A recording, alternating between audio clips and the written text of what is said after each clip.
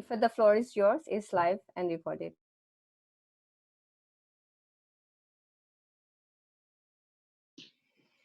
Hi, everybody. Good afternoon from Amsterdam. My name is Ifat Gil, and I will be moderating today's roundtable. I would like to welcome you all to Europe Speak Out, Refugee Leadership in Response to COVID-19. This month, on 4th and 5th, mark the first anniversary of the first ever European Summit for Refugee and Migrants, which took place in Brussels. And this summit brought together refugees and migrant leaders from all over Europe to discuss European agenda and migrant policy that affected their lives. Do I hear an echo, I think? The main motto of this event that we've put together, it's hosted by European Coalition, which is a chapter of Global Refugee-Led Network, where we believe that change can only happen when every voice is heard, including those of refugees and migrant communities. And this online roundtable will feature talks and discussions based on the 5 pillars of the Trans-Border Manifesto of the Global Refugee-Led Network. If you do not have access to it, we will leave a link of the Trans-Border Manifesto in the chat here. So the 5 pillars, namely participation, protection, pathways, work and integration, and inclusion. And it will have a special focus on the situation during and post-COVID-19 crisis for refugee and migrant communities in Europe. The event today is divided into 3 parts. The first part will be hearing from, of course, the organizers of this roundtable. Opening remarks will be by Shaza Al-Rehawi, who is the interim chair of Global Refugee-Led Network. We're featuring 3 refugee migrant voices. We have Maram from Netherlands. We're using Maram's name. We're not using her real name to protect her identity. We have Mas Mahmoud, who is head of impact and new projects at TechFugee. He's joining us from France. And we have, and I cannot see the attendee list, but I hope we also have Yakub Kibeida, who is the director of Mosaico, who's going to be joining us from Italy. The second part is going to be a report launch at the Migration Summit that took place in Brussels. There was, of course, the outcomes and policy recommendation paper, and we will be sharing results from that paper. Part 3, we're going to be hearing some voices from policy. We're going to be featuring an opinion from Dr. Thomas Huddleston, who is a research director at Migration Policy Group, followed by Mr. Victor Bohm, International Rescue Committee of Europe. We'll be hearing from UNHCR Brussels, from Ms. Desislava Ivanova, who's a policy associate with UNHCR. And finally, we'll be hearing from Ignacio Papadia, who is joining us from DG Home European Commission. And we'll have then the closing remarks from Amila Noor, who is the co-founder of European Coalition. So without further ado, I think I would like to now give the floor to Ms. Shaza Al-Rehawi, interim chair of Global Refugee-Led Network, to tell us a little bit about who they are and why are they doing this. Shaza, the floor is yours.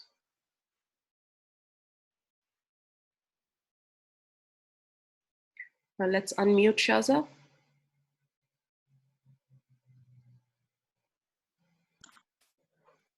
Hello?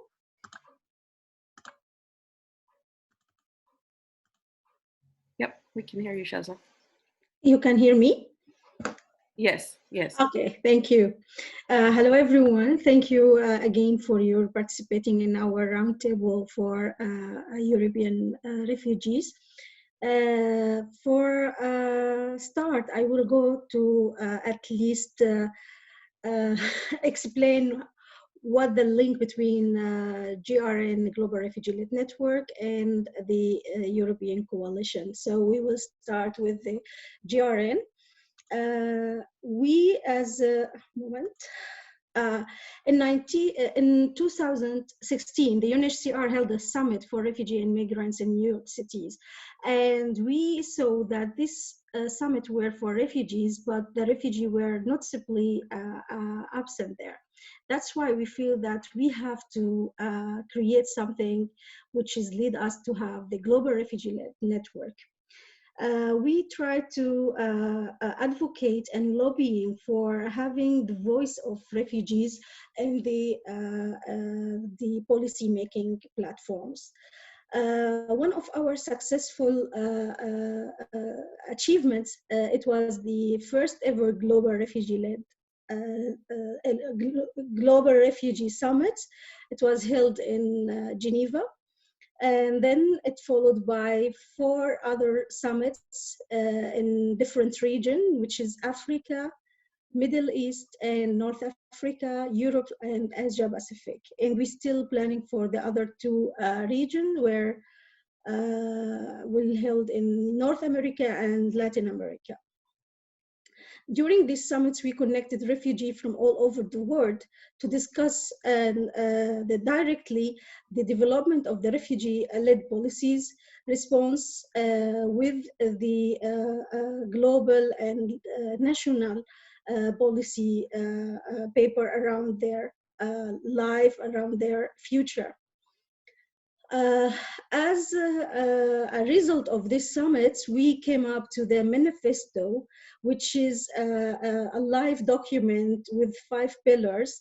And it was just addressing the needs of the refugees around the world through 5 pillars, as we said: the participation, protection, pathways, labor market, and integration and inclusion.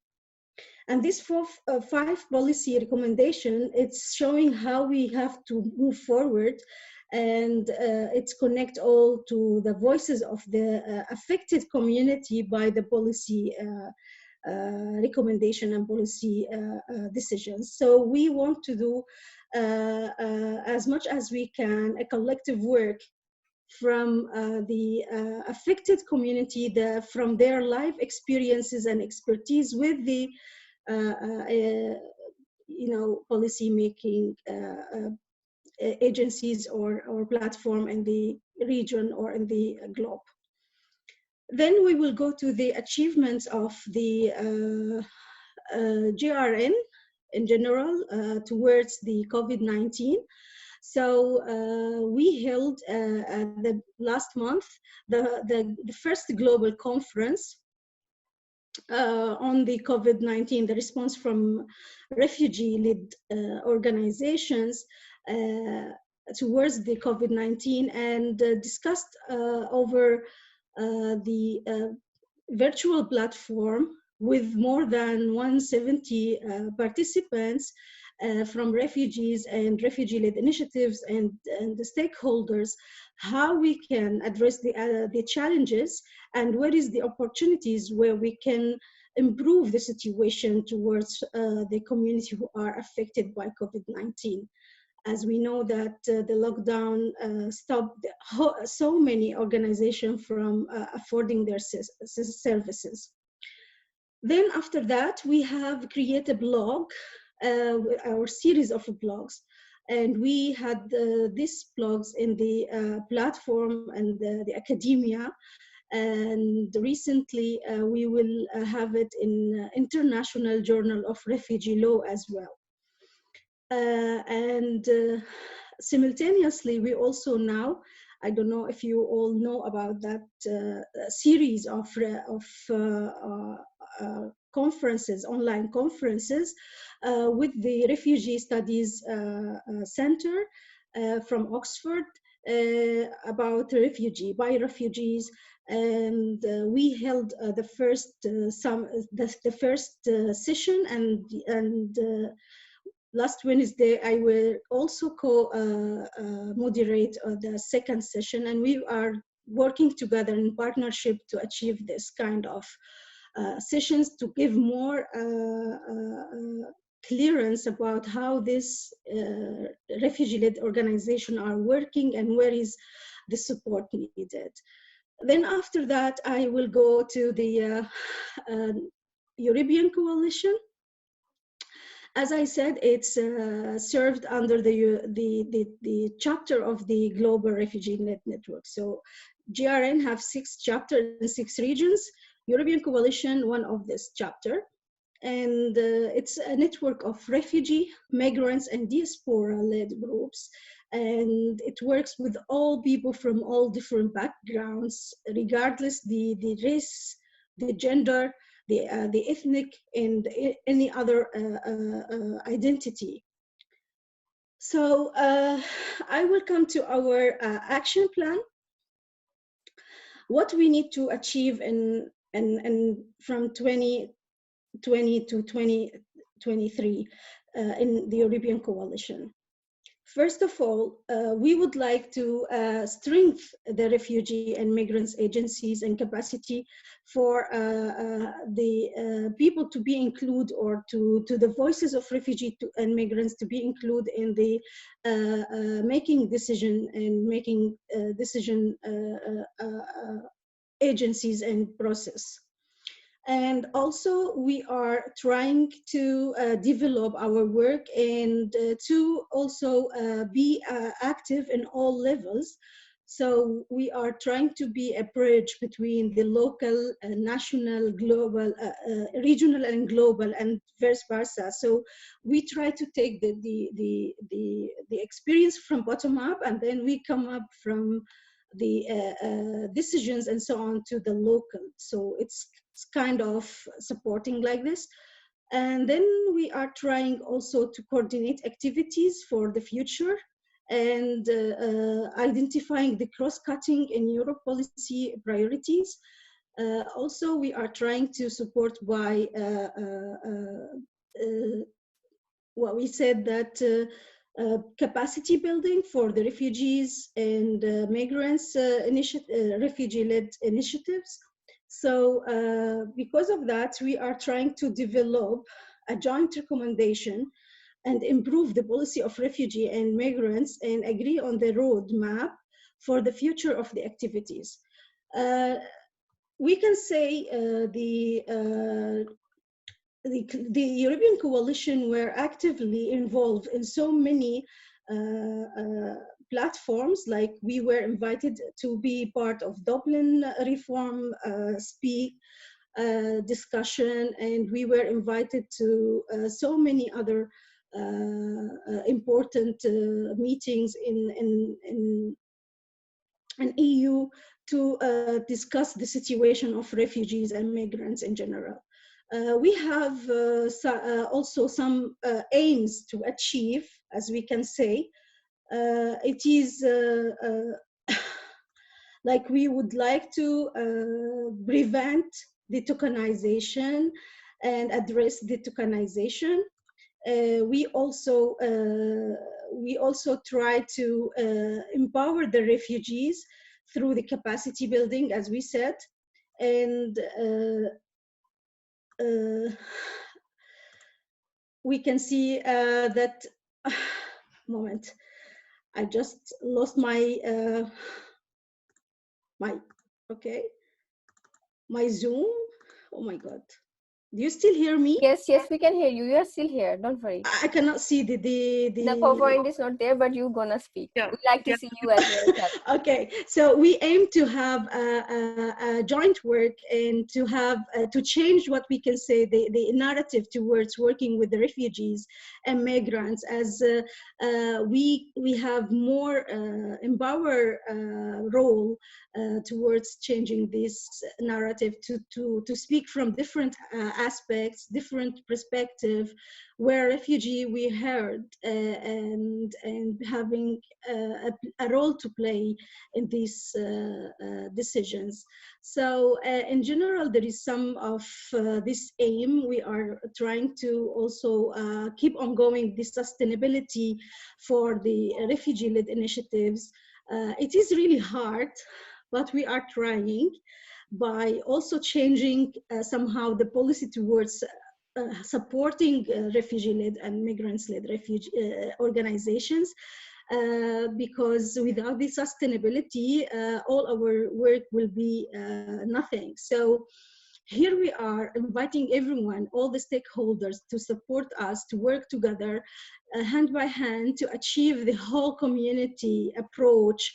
So we all have all the benefits, and we also can achieve the humanity role that we have to. That was so clear after this pandemic, that all what we used to work before was really somehow it's not okay. And now on the reality, we see how we have to change our role, to look in a different eye now, how we can move from that kind of the bureaucratic and systematic way to try to make it more, from the ground, and to look if we have a problem, how we can respond, and who is the front line. So then maybe we can have something better for our community. I will stop here. I will not take a long from your time, and I will give it back to you, Ifat. Thank you. Thank you so much, Shaza. Thank you so much. I think this is really interesting what you said, and what the work you're trying to do through this platform, giving voice to these refugee and migrant communities, and making them or putting them in the heart of the discussion around policies that are affecting them.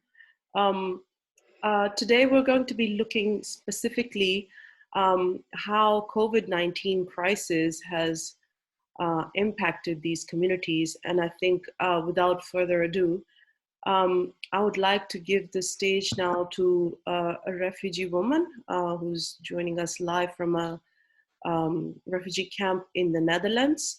I think it's a great opportunity to hear directly from a woman from there. So I think I'll just give the stage to you now, Maram. Yeah, I'm here. Please go ahead. Okay, so good afternoon, everyone. It's a pleasure to be a member in this conference, and it's more honor for me to represent the voice of all asylum seekers in this critical time. As you can see that I was introduced in the agenda and right now as a woman who lives in the camp. Therefore, I can justify the stereotype that you are holding in your mind right now. But I need to introduce myself more properly. I'm a person who worked with one of the leading agencies with the United Nations, and I have a clear idea about registration, refugee status determination, and resettlement. Therefore, you will hear now what is coming from my wide experience of providing protection to persons of concern. I will not exaggerate the situation to raise my own story or the stories in the camp, but I will highlight some crucial things which will make a difference for hundreds of people if we're tackled or handled well. Okay, I will draw your attention to the protection concerns that I have faced during my asylum journey, which occurred simultaneously with COVID-19. Let me start talking about the temporary buildings that I resided in the camps that I passed through. It was overcrowded with people. Each room had 5 beds and they were all full.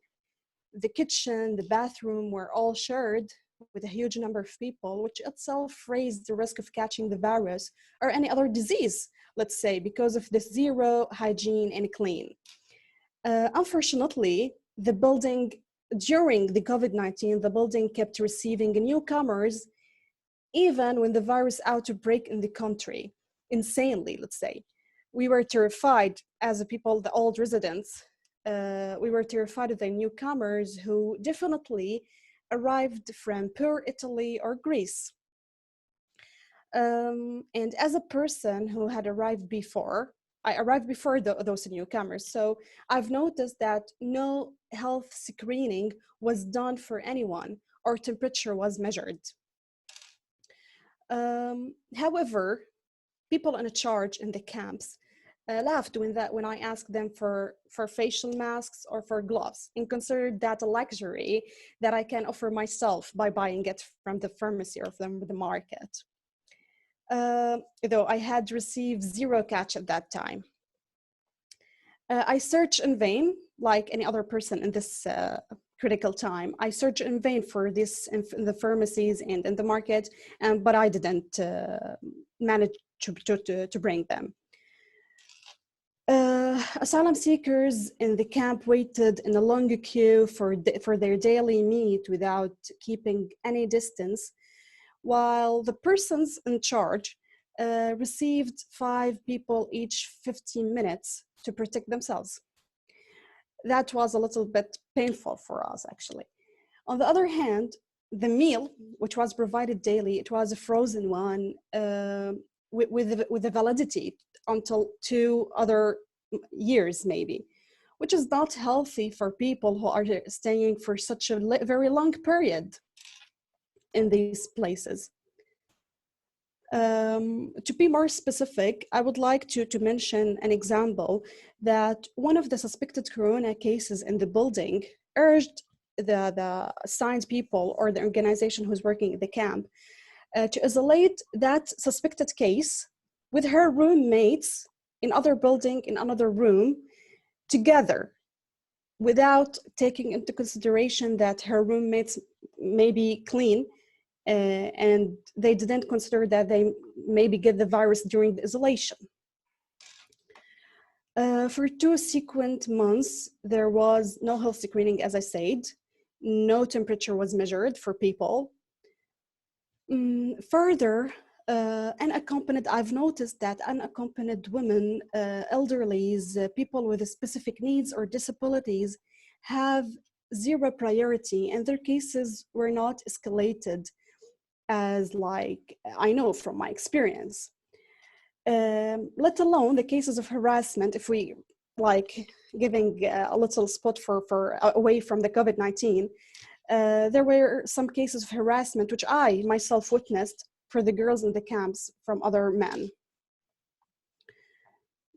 Finally, and it was the most crucial thing that it makes it very difficult for me, that I was without any document proving my legal stay, let's say, or my pending case in Netherlands. I didn't have my documents because it was confiscated in the police station, and I didn't receive any ID in the camp, which helps me to move around or to get a bus, maybe. So I was completely imprisoned in that place. That's what is coming to my mind when talking about the challenges that I had passed through during this critical time. Do you have any question you would like to ask me? I definitely do, but I wouldn't want to interrupt you right now. Please go ahead. Because right now I'm going to talk about the safe pathways as written in the agenda. So I will be happy to hear your questions right now. So let me start with this. You mentioned that. Thank you so much for this part of your presentation. I think I needed a moment here. So this is you're telling us about a situation of a camp in Europe, and you talked about unsanitary conditions, the terrifying experience it was for newcomers with no health screening and social distancing, the so-called social distancing / physical distancing. It was not observed. And you also mentioned, which particularly gets my attention, in addition to all these things, that even in these conditions, the situation for women, it's not safe. No, not at all. Is there a place where you could go and raise your concerns about it? Yeah, Is yeah. there... Actually, I myself did that, but the only advice that I was given is to lock my room. That's it. There is an interesting thing I would like to say, if possible. Please. Once I have like a case of some men who tried to enter my room during 3 a.m. the morning. So when I raised that complaint and talked to the assigned people, they told me, so it's good for you that you locked the room. So I asked them why you don't have like cameras in the corridors, not in the room, in the corridors, maybe in the building, which is like keep more safety, like controlling, monitoring the lives of those people who are living together, strangers living together, you can imagine. So they told me it's for the privacy for the refugees and asylum seekers. On the other hand, I completely agree with them. On the other hand, during those steps in Netherlands, I've passed like 4 to 3 steps, camps and areas and places. During these steps, I was called by my full name during all of those people. And those people and group of people have like people from my same nationality, which is a risk for me. So it's like not balanced thing. See, you understand my point? Yes, I completely understand. Okay, so is there no systematic procedure where you can actually document these cases of harassment, and then well, I'm just trying to understand, is there a method to report these issues, or you just go to the camp in charge and you talk about... Yeah, that's it. There was like a window for complaining for like 1 hour each day. Mm-hmm. And they told me every day that I have to lock my room and keep myself safe. That's it. Because they have nothing to do, and they can do nothing for asylum seekers. They can't like talk to police or do anything else. Yes. And finally they called me the big mouth girl in the camp because I was complaining too much. I think I wouldn't mind that title. Well done for the work that you did and for raising the voice about the issue. I think I'll let you continue talk about the next topic that you were going to talk about. Thank you so much. Thank you. Thank you for hearing me, actually.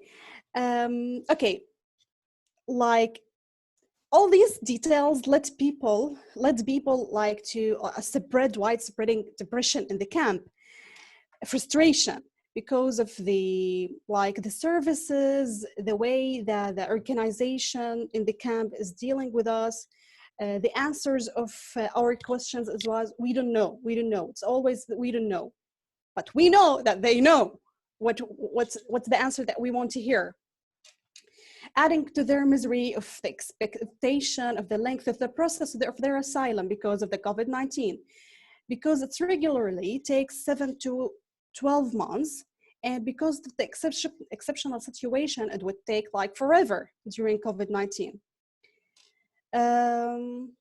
The doctors in the camp stopped receiving people, and I heard some guy saying that he would commit a suicide because of the misery situation. He was itching his skin all the time. He caught a disease from Greece, and he didn't have medicine or anything to do.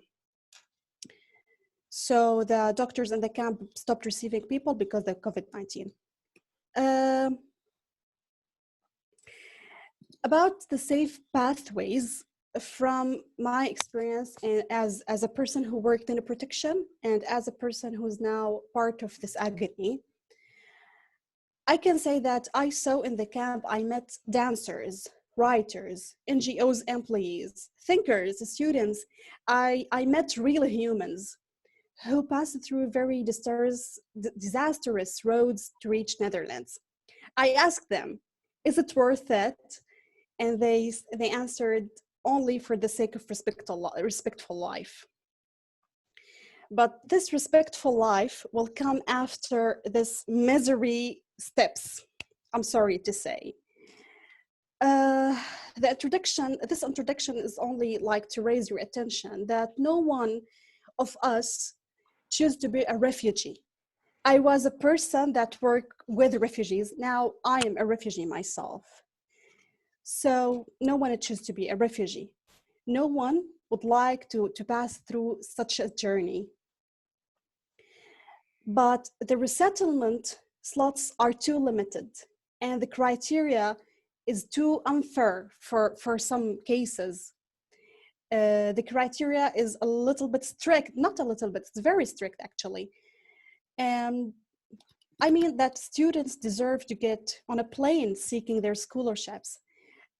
Families deserve to get on a plane to get a respectful life, as they mentioned. Like more resettlement slots, labor mobility, scholarships, family reunification will like resolve a very big issue of smuggling and trafficking globally. At the end, I can say, but no one choose to be a refugee. And thank you for hearing me. Thank you so much. Thank you so much for sharing your voice, for sharing your story. I think it's really powerful what you said. These refugees who are coming into these countries, they're coming in search of a respectful life. However, the journey towards it is not a very dignified one, and that's a very sad reality, I have to say. For you, Maram, I'm going to have to say we have representatives from UNHCR, from other organizations as well, and we will be hearing some of them. I would really be interested to hear some of their comments on your story particularly. So please stay with us. Thank you so much once again for sharing. Thank you. I'm going to now invite our next panelist. Mas, you are up. Mas is joining us from France, and he will be talking about integration and inclusion, particularly in the time of COVID-19. Once again, to remind you, he's head of impact and new projects at Tech Refugees in France. Mas, please go ahead.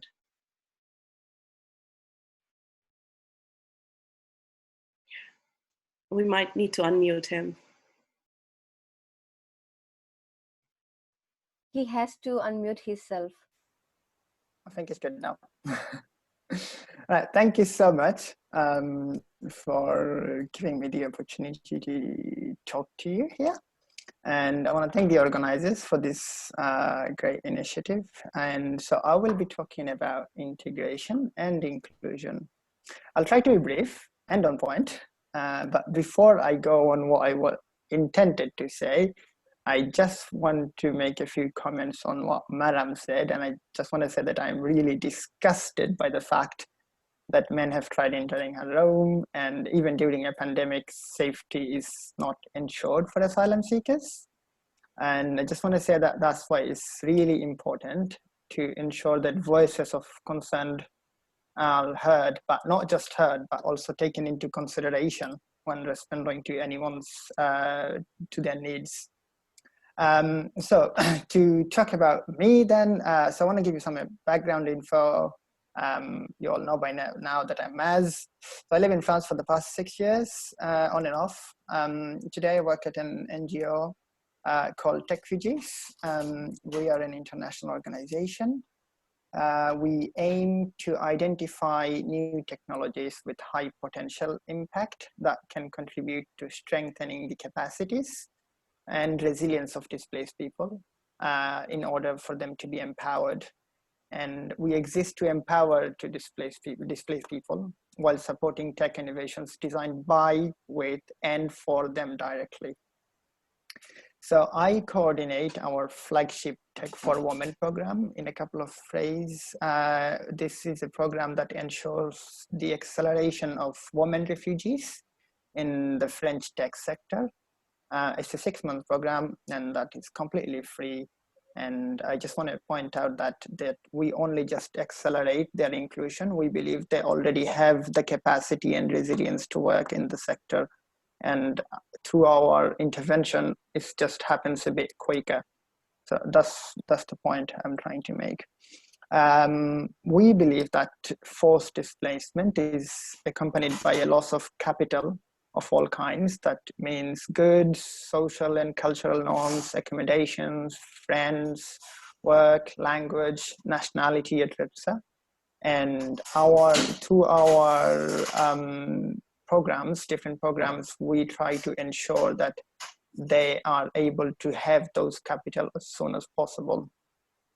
So we hold the view that tech could be a tool that can assist in bridging and filling these gaps. We also understand that specific social interventions and measures are necessary, not only to improve the capacity of these populations to be empowered and socially inclusive, but also to enable their employability, which we ensure through our Tech for Women program. We believe that integration and inclusion requires ensuring displaced people's voices are heard and taken into consideration in all aspects of any action plan, especially in terms of its response to this pandemic, as we must ensure that no one is left behind. And to do that, we believe that empowerment of displaced people through a community-based approach can improve the standards of integration and can have a significant impact on exploring different pathways and opportunities that could engage the whole of society. And through meaningful and equal participation, we want to displace people to be strengthened in terms of their capacities and in terms of their resilience. And in terms of this, when we look at the current pandemic situation, at TechFugees, we are currently mapping the impact of COVID-19 on displaced communities around the world. And our initiative is actually volunteer-led, and displaced people directly themselves are involved within this initiative. And what we do is we are listing different developments in the spread of the virus among displaced communities and mapping the cases in camps and settlements and how asylum policies and migration and integration policies are executed in terms of the responses to this crisis. And just on a side note, especially we are very concerned about the fact that a case was detected earlier this morning in Cox's Bazar in Bangladesh, and where there's about 1 million people living in the camp there.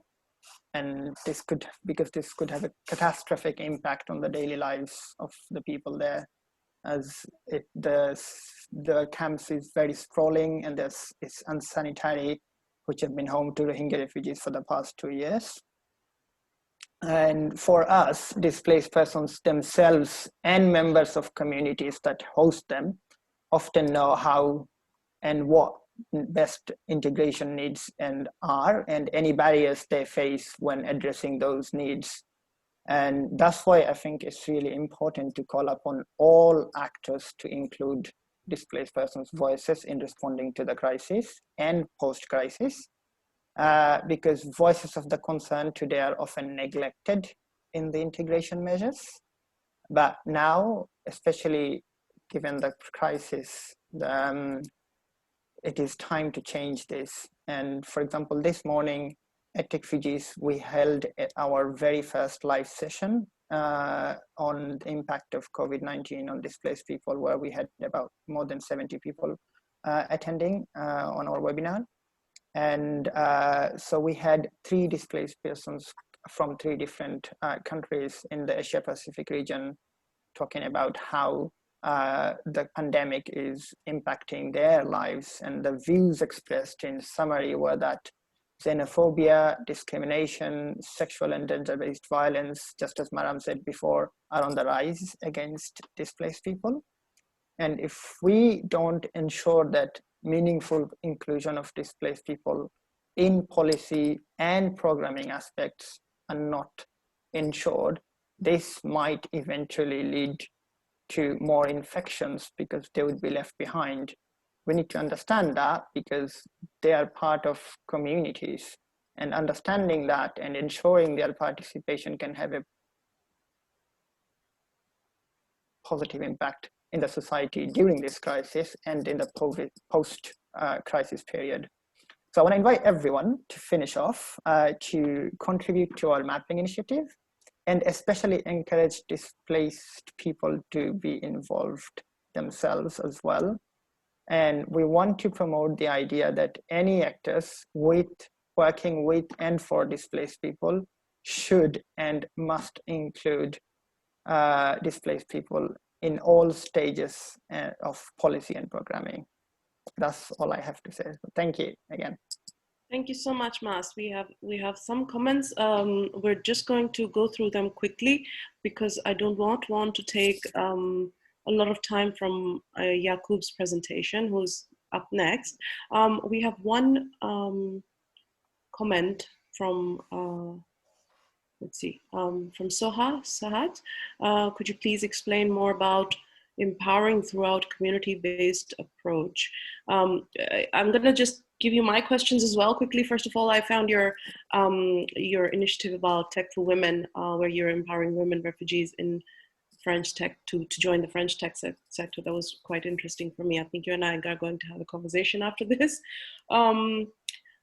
And you mentioned this mapping initiative. How are you going about it, and how can people contribute to it? How can organizations contribute to it? What is the methodology you're using? I'm just very curious. Okay, so what was the first question? Sorry, I missed that. I think there was a question from someone. Comment from one of our participants. Could you please explain more about empowering through community-based approach?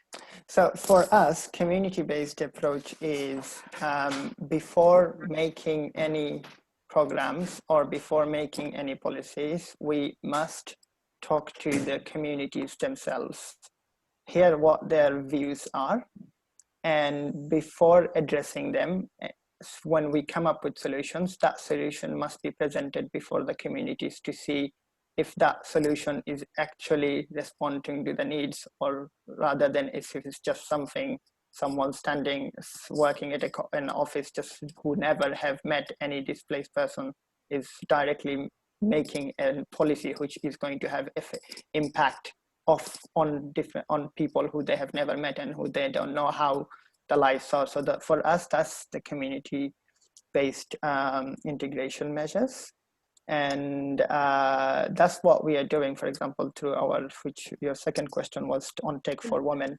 Yes, it was more of a comment, and just to clarify, this mapping initiative that you mentioned, is it only for EU or is it for the rest of the world as well? So this mapping initiative that we have is for all over the world, and we have different Zoom on different parts of the world. For example, the one which we held this morning was on Asia Pacific region, and we will have one on America's region next week, and then sort of Asia, and then move on to Europe, and then see. I can to share to yes, participate. You can share the link in the chat possibly. Yeah. That would be wonderful. I will do that just right away. Yeah, so a lot of us are very interested. Thank you so much, Mas. I'm gonna I have to stop you here now. Thank you so much for your wonderful presentation. I hope that soon you'll have some outcomes or results from this mapping initiative that you're talking about. I guess now it's still in progress. So we hope to hear from you in future. Thank you so much. Thank you. Thank you. I would like to now invite Mr. Yaqub Kebeda, who is joining us from Italy. I will not take more of your time, please. Please go ahead and introduce yourself. I'm Yaqub Kebeda. I'm Executive Director of Mosaico Action for Refugees in Turin, north of Italy. I'm also in the board of European Council of Refugees and Exile, representing the Mediterranean region. And also I am the secretary of UNIRE, the Italian Union National for Refugees and Exile. I would like to speak about the participation and labor market, and the participation of refugees and asylum seekers in the Civil life is, we can call it also active citizenship. And by this, we can, is a key expression when we talk about the participation of refugees in the civil life. It is a general effort. We can have some definitions here. It's a general efforts of or concern. At this case, with the civic education program, schooling, or that means exercising rights and duties and doing one's part of the society. Again, means participation in the civil life, civil life activities that making refugees the protagonists and leaders in their social inclusion. The positive images of refugees across Europe helping fighting the pandemic gives a sense of unity and acting as one. Gives in a practical way the significance of active citizenship. We can see the variety of activities from cleaning or disinfecting carts or basking supermarkets, volunteer work, to provide information in different languages for refugees and asylum seekers and immigrants.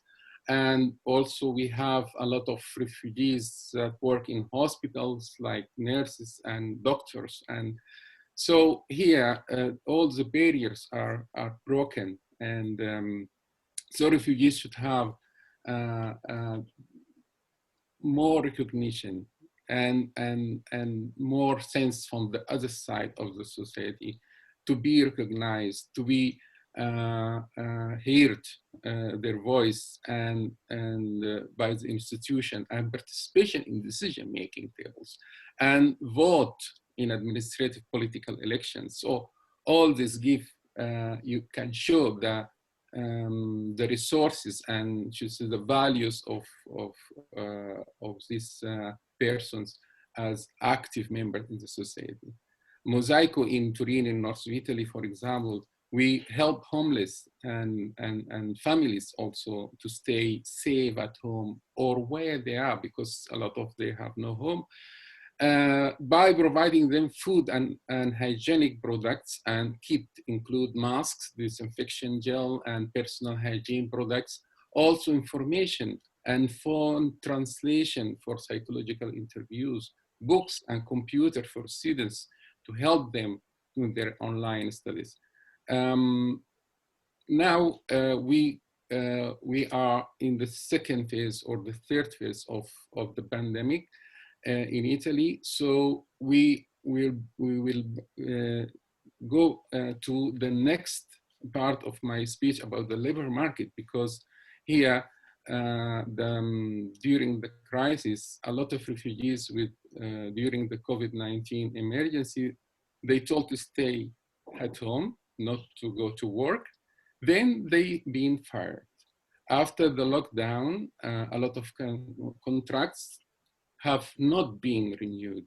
It's still early to make estimates, but the problem is already urgent and you have to act immediately.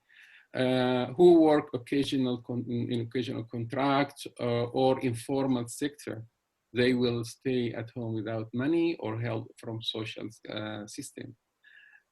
So we believe that access to labor market employment does not only bring refugees and asylum seekers financial independence, but also help them to get integrated in the host society, stabilize their own as well as their family lives, and contribute to the state by paying tax. In a joint study with RISE in 2016, Refugees, Ideas and Solutions for Europe, because we are also part of that network, as a conclusion of the problems and the challenges of labor markets for refugees that are shared in majority 14 different European countries, that the length of and complexity for producing and getting work permit or permit of stay, or even no work permit for some countries. Issue of recognition of education and professional document that limit their employment opportunities, unpaid or very low paid job offers and internship for refugees. Language as a serious barrier to enter the job market, and familiarity with the host society and specifically job market and employment procedure, lack of cooperation between facilities like immigration agencies and job centers. All these problems before COVID-19 and after the COVID-19 became more evident and more visible. So sure, we can work in the national level to ensure empowerment and recognition of skills, but the major issue in the European, it should be in the European level, is free of movement of refugees in labor market in Europe and access to labor market equally as European citizens. Thank you. Thank you so much. Just one follow-up question, Mr. Yaqub. A lot of European countries have been launching special funds or subsidies to support people and businesses who are affected by it. I know Italy has been one of the countries that has been hit the hardest among the European countries. So is there any relief packages being announced to this specific group in your knowledge? Fortunately, only yesterday we have a good news about undocumented or failed asylum seekers and undocumented foreigners in Italy. They will get for specific sectors, they will get permit of stay for 6 months to search job or to work in agriculture or in domestic work. So this is the good news that a huge obstacle will resolve. Also, we have like UNHCR are providing also financing projects for refugees in Italy in participation. It's called participation project to finance refugee-led organizations to reinforce them and also to be active to help other refugees.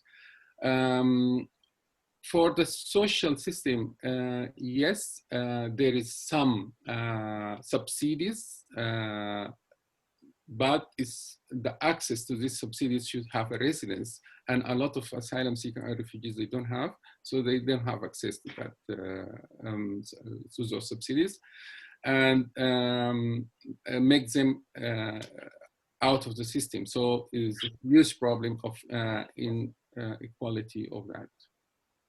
Thank you so much. Thank you so much for your time and for your presentation. Thank you. If anybody has a question for any of our panelists, now would be the time to ask them.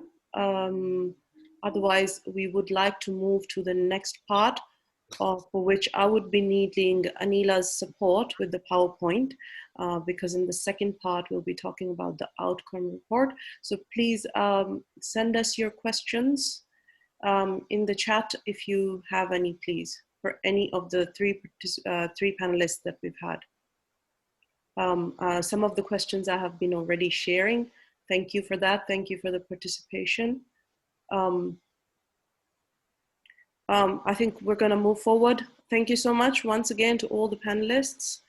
I'm sure that during the third part, when we're going to hear from our policy voices, some of them will come back to what some of you have said. I'm looking forward to that part. Anila, if you could get us kick-started on we're going to be sharing results now from the outcome report of the, is this the slide? Let me see. Yes, it's ready. Thank you, Anila. Thank you. We're going to be sharing the European Summit for Refugees and Migrants Policy Outcomes and Recommendation paper. We won't have time to go into the details. You will be getting this paper in your mailboxes after this roundtable is over. This, as I mentioned earlier, this European summit took place in Brussels in May 2019. And it was a space to bring together refugee and migrant leaders from Europe to influence the European agenda and European policies as a new active citizens. The themes that were featured in this summit, they were based on, or they were selected based on the survey results, where the organizers got more than 200 responses. The summit was attended by 78 attendees from 28 European countries, and it comprised of refugee leaders, people from the migrant community and diaspora.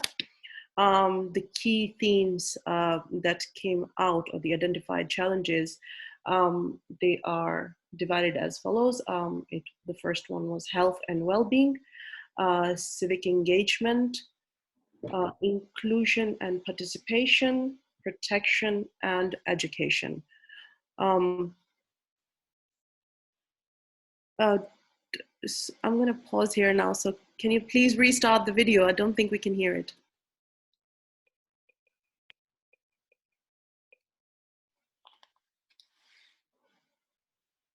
We don't hear the sound.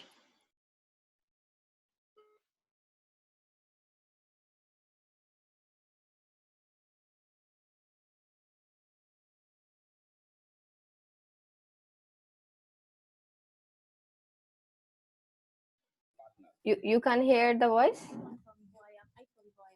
Very.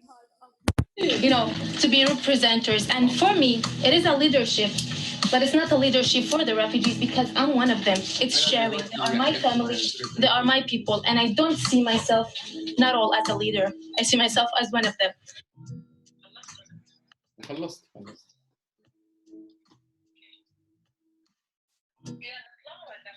لا في طبعا.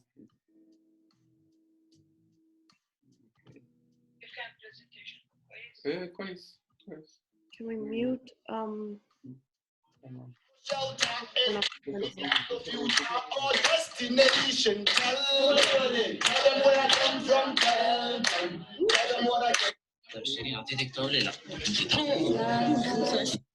يعني 3:30.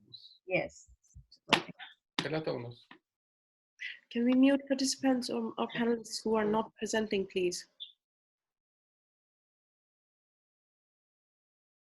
Okay, I'm going to be sharing some policy recommendations that came out of these key topics. I'm sorry, I lost my page. The first one being health and well-being. No.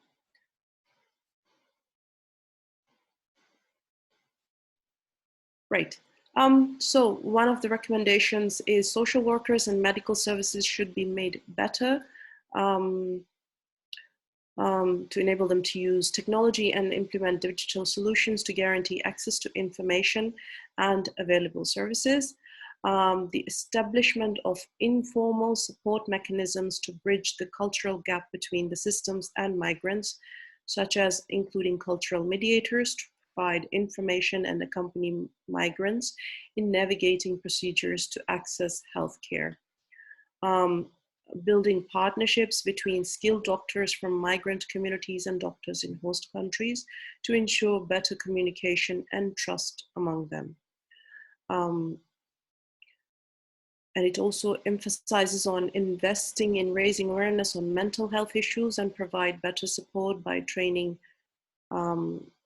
social workers on mental health issues that are specific to these groups, these specific refugee groups, so that they can identify early signs of mental health issues and direct migrants and refugees towards an adequate service to address those issues.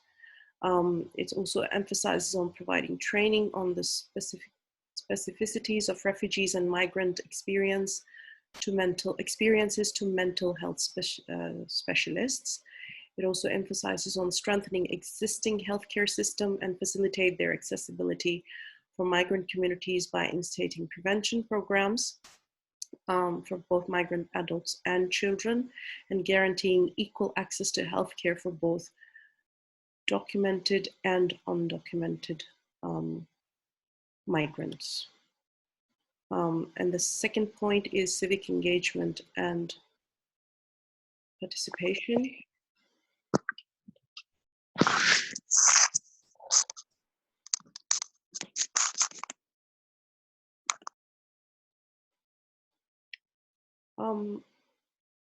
I think I'm gonna stay, Anila, if that's all right, I'm gonna stay with the order of things that I have on my notes, because I think I'm getting a bit confused. Sure, no worries, no worries. Okay, let's go to recommendations on inclusion and participation. Access to labor market is emphasized to open up national labor markets for refugees who are recognized in other EU member states. Speed up access to permanent status to take away uncertainties for migrant and refugees. Facilitate on-the-job language learning so that initial limited language skills are not used as an excuse not to hire migrants and refugees. They want to emphasize on national authorities and civil society organizations and private actors to be provided with seed funding to stimulate migrant and entrepreneurs and their startups. They emphasize on buddy programs and mentorship between locals and migrants to facilitate exchange of best practices, for example, utilizing co-working spaces, which should be open to both migrants and locals. They emphasize on paid internships in the local job market to facilitate initial professional experiences, and providing counseling and support, the provision of information to migrants on the labor market needs and how they could fill the existing gaps in the workforce. The recommendations on combating discrimination, racism, and xenophobia. The main, I'm going to just be highlighting one of the main ones.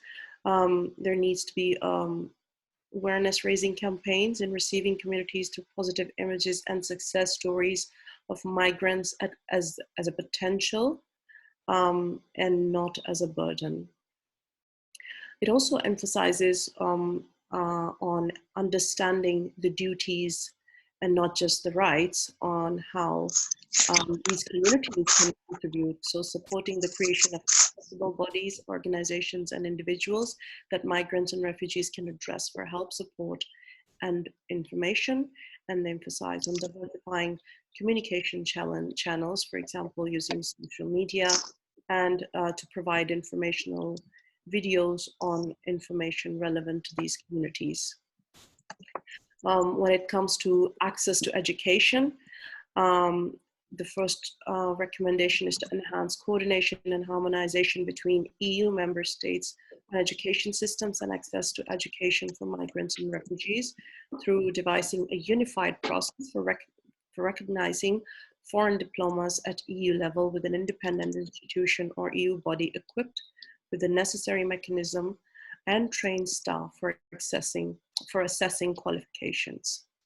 The process should be, the education system should be simplified and regulated so that it serves children and young people from all backgrounds, including those who are from who are undocumented. One of the other recommendations is the establishment of targeted support mechanism to guarantee and facilitate access to education by targeted and unified language support across EU, with the guarantee that asylum seekers can access language course from day one, regardless of their status.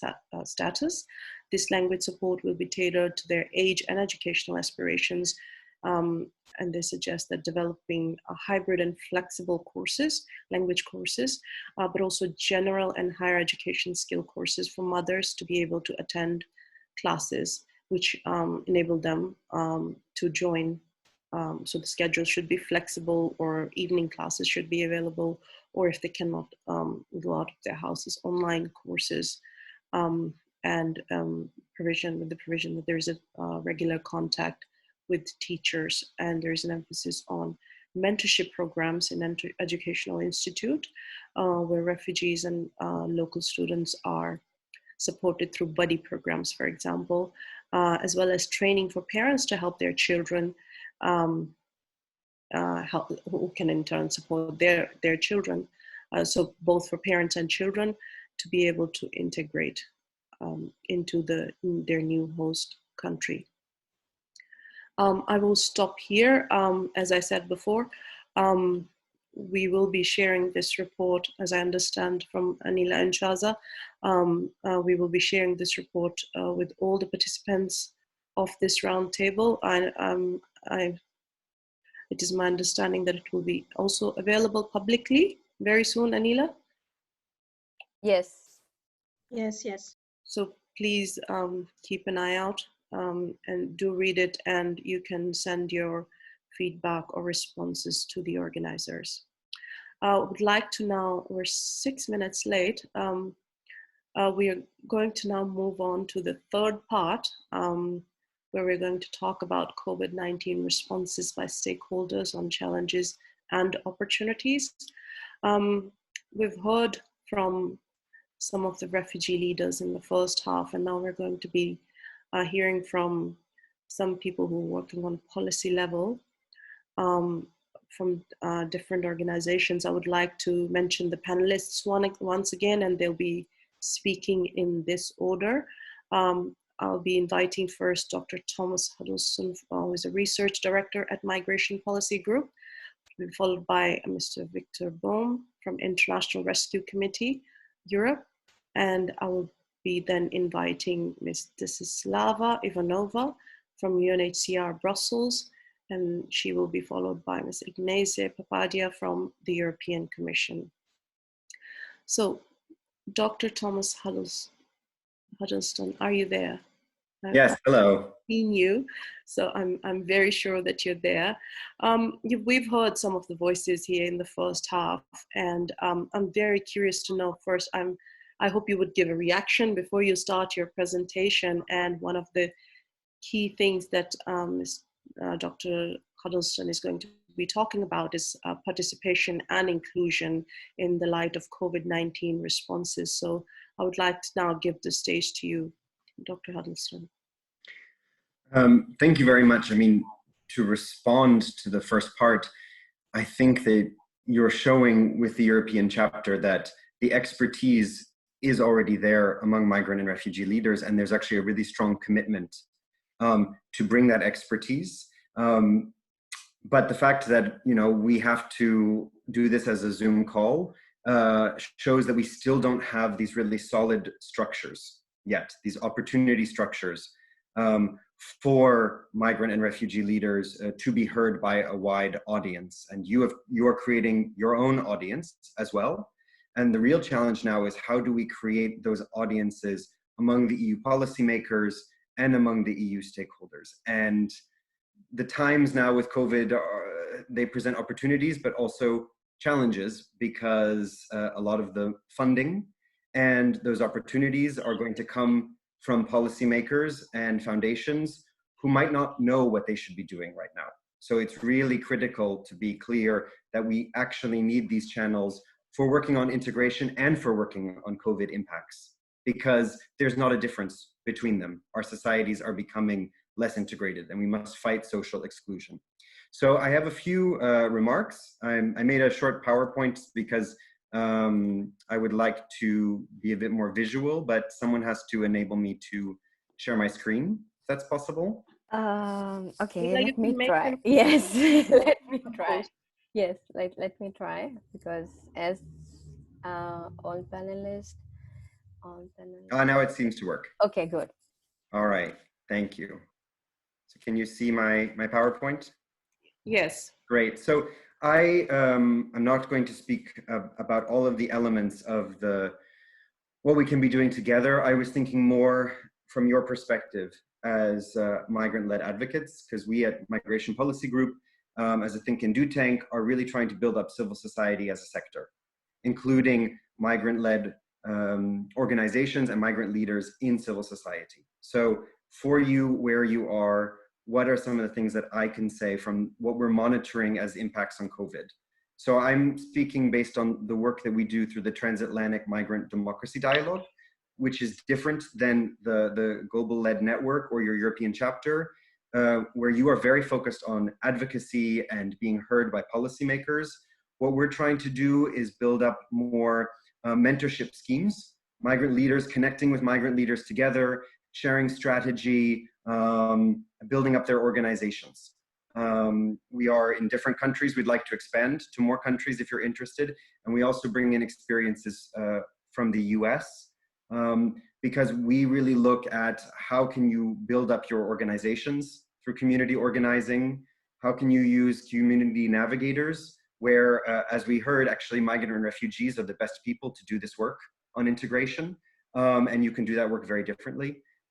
How do you build alliances so that you ask of organizations like Migration Policy Group to do certain things for you and for us to work together on campaigns that you lead, right? So how do we do this? How do we do political participation, getting involved in elections, as was said, and also how do we do strategic communications where we want to get our goal met? And so when we speak in the press or in politics, we are not used as tools, but we decide what we want to talk about because we know where the power and the decisions are.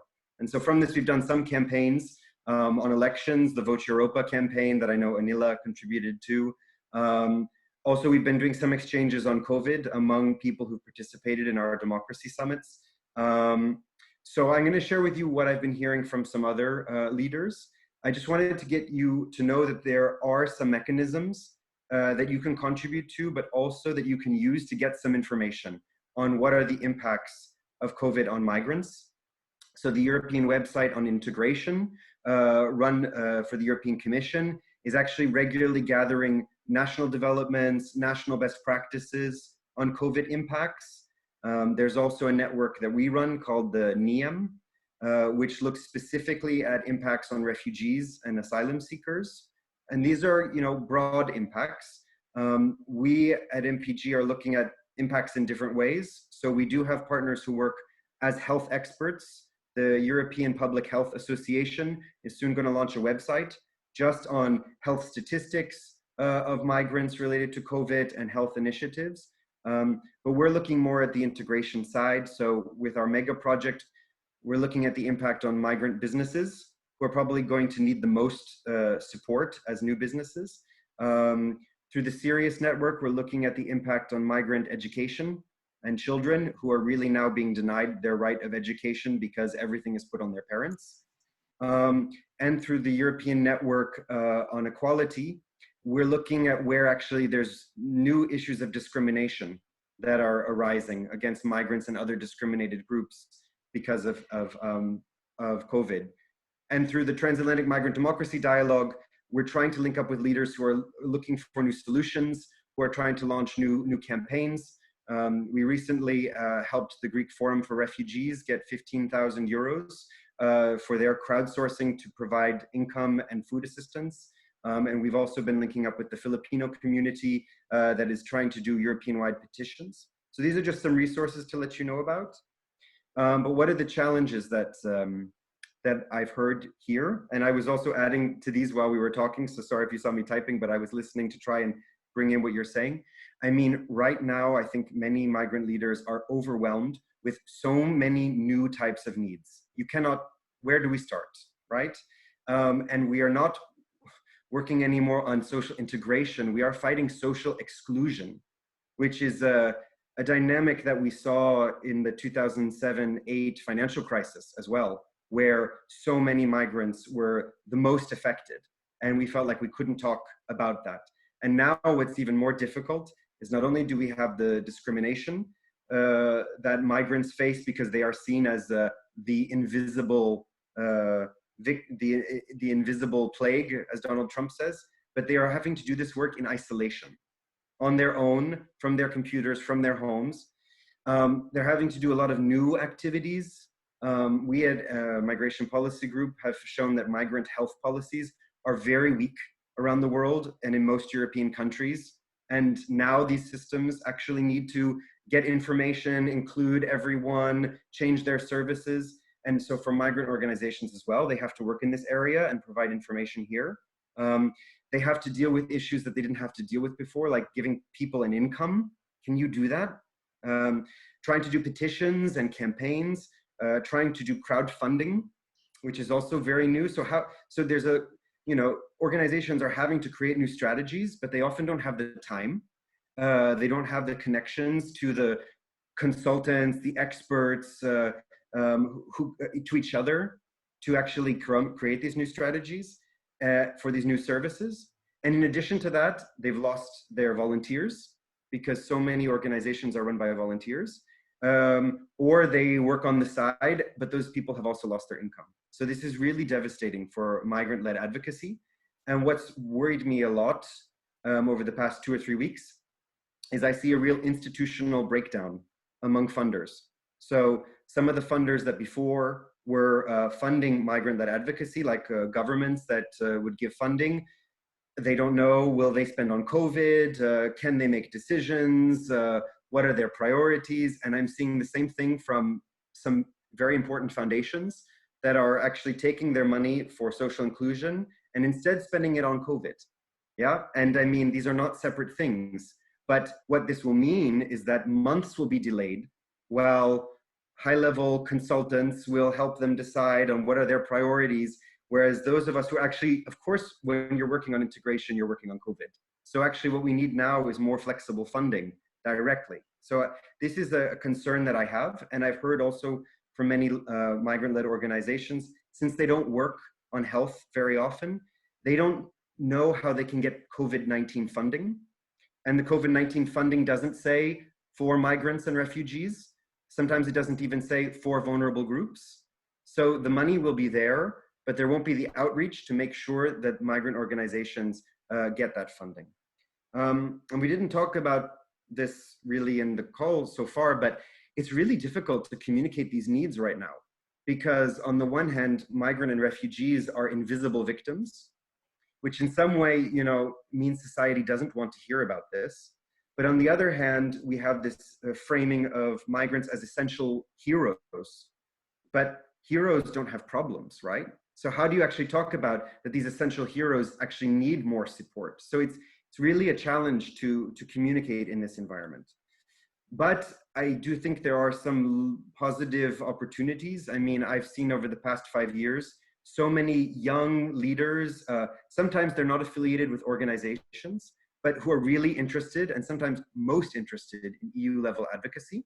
Yeah, so they really want to change what the EU is doing, even more than the national level. I see that the EU NGOs and foundations are more committed to diversification. So they want their members to actually represent the diversity of migrant and refugee leaders. And they're starting to think about how they can change their procedures and outreach. We have the UNHCR here also today with the Global Refugee Forum, making much more of a commitment to fund and support refugee-led organizations, but also from the Commission, as we will hear, and from the European Parliament, where there's an anti-racism and inclusion intergroup, and the Parliament wants also information on what's going on at the EU level to reach more migrants and refugees. I think that we're going to talk later about the inclusion strategy, but this is an opportunity this year to be heard at the EU level. But I also want to add that the Commission is going to create a migrant leadership expert group this year, so that actually we can have migrant and refugee leaders be heard in all policy areas, as was tried last year with the urban agenda, where you just started to point out all of the different areas where the EU needs an expert group like this to be heard on an ongoing basis.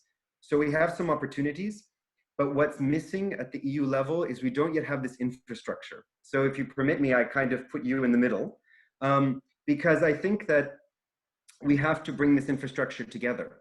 So I see we need the organizations that work on migrant and refugee inclusion to be fully inclusive, right? So if you are really interested in refugee and asylum policy, you should join ECRA, and ECRA should want you to join, just as actually we heard from Yakub. So we also have organizations like PICAM working great to represent migrant organizations, INAR to represent the diversity and the anti-racism perspective, the organization like Sirius that works on youth and education, the European Network of Migrant Women that wants to bring up the voices of women. So I think we have to think about how the coalition can work with these organizations, but also get these organizations to diversify, yeah? And there are also many migrant-led organizations and leaders that won't fit in these different organizations as well, but they can have the platform of the coalition, particularly if they're an individual leader, yeah? They're not part of a big national organization. So there needs to be a way that all of this comes together, also to be heard in structures like this new expert group and in the structure.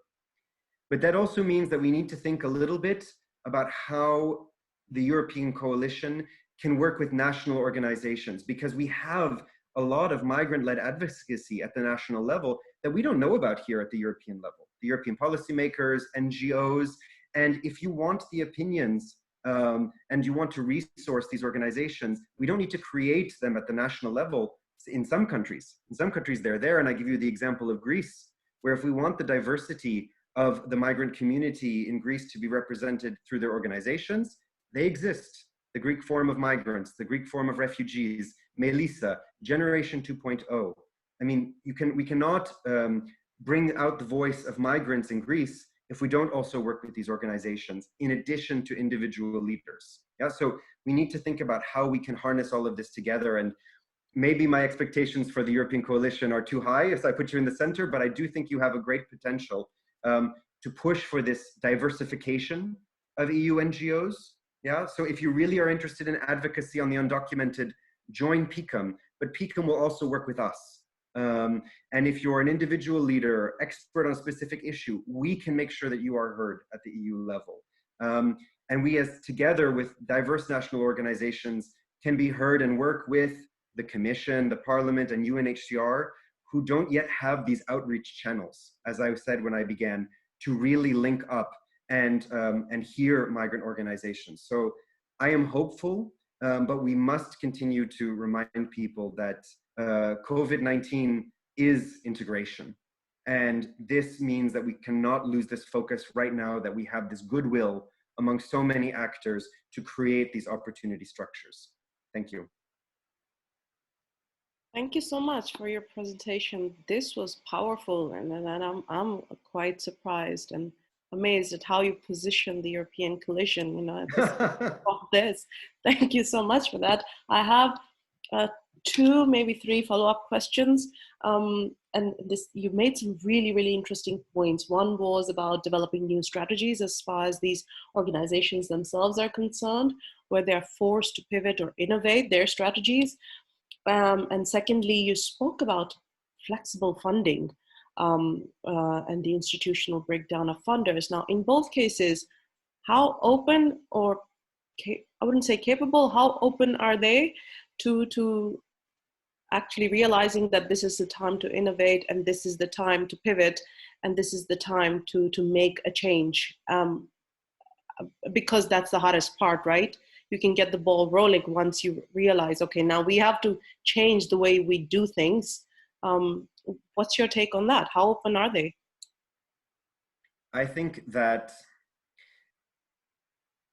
you need to bring together your organization, you need to bring together your coalition and your leaders, and hear what they're planning, think of the strategies, think what would be most useful, and what you also don't know. And maybe there's you know what the goal is and the objectives. We want to secure income for people who are most in need, but we're not exactly sure how. But we know who wants to do this, we know how to reach people, we have as much as we can, but we don't have the full solution.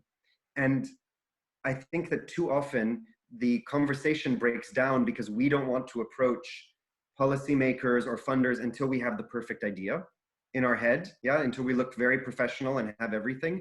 This is an emergency time.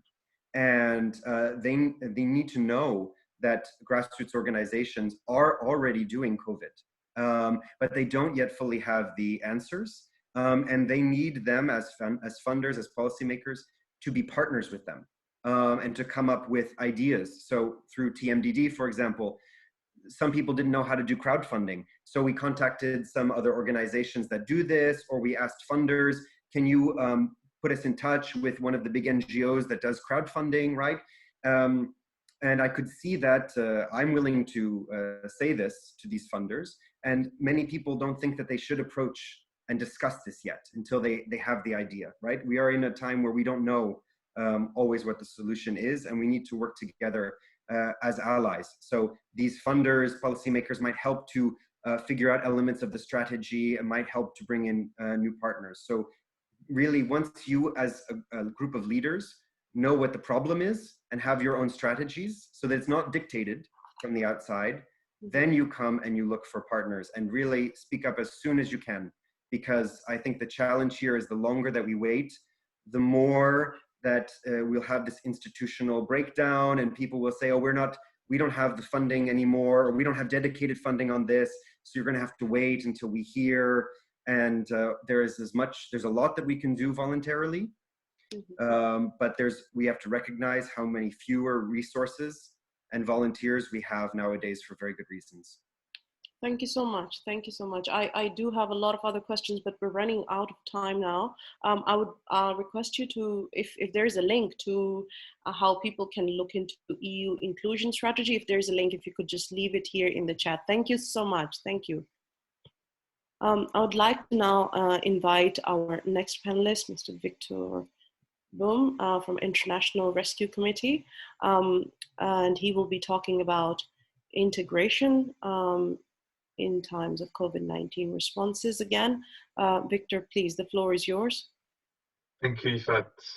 Thanks, Anila, Shaza, and the European Coalition, of course, for your invitation, and other panelists as well for already a really interesting discussion.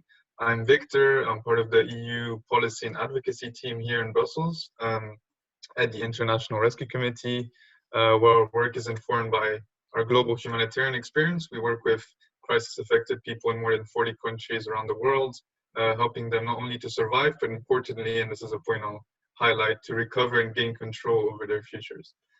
So today I'd like to make 4 kind of key points from our lessons, specifically in Europe and the US, from the programs we have there, especially on integration.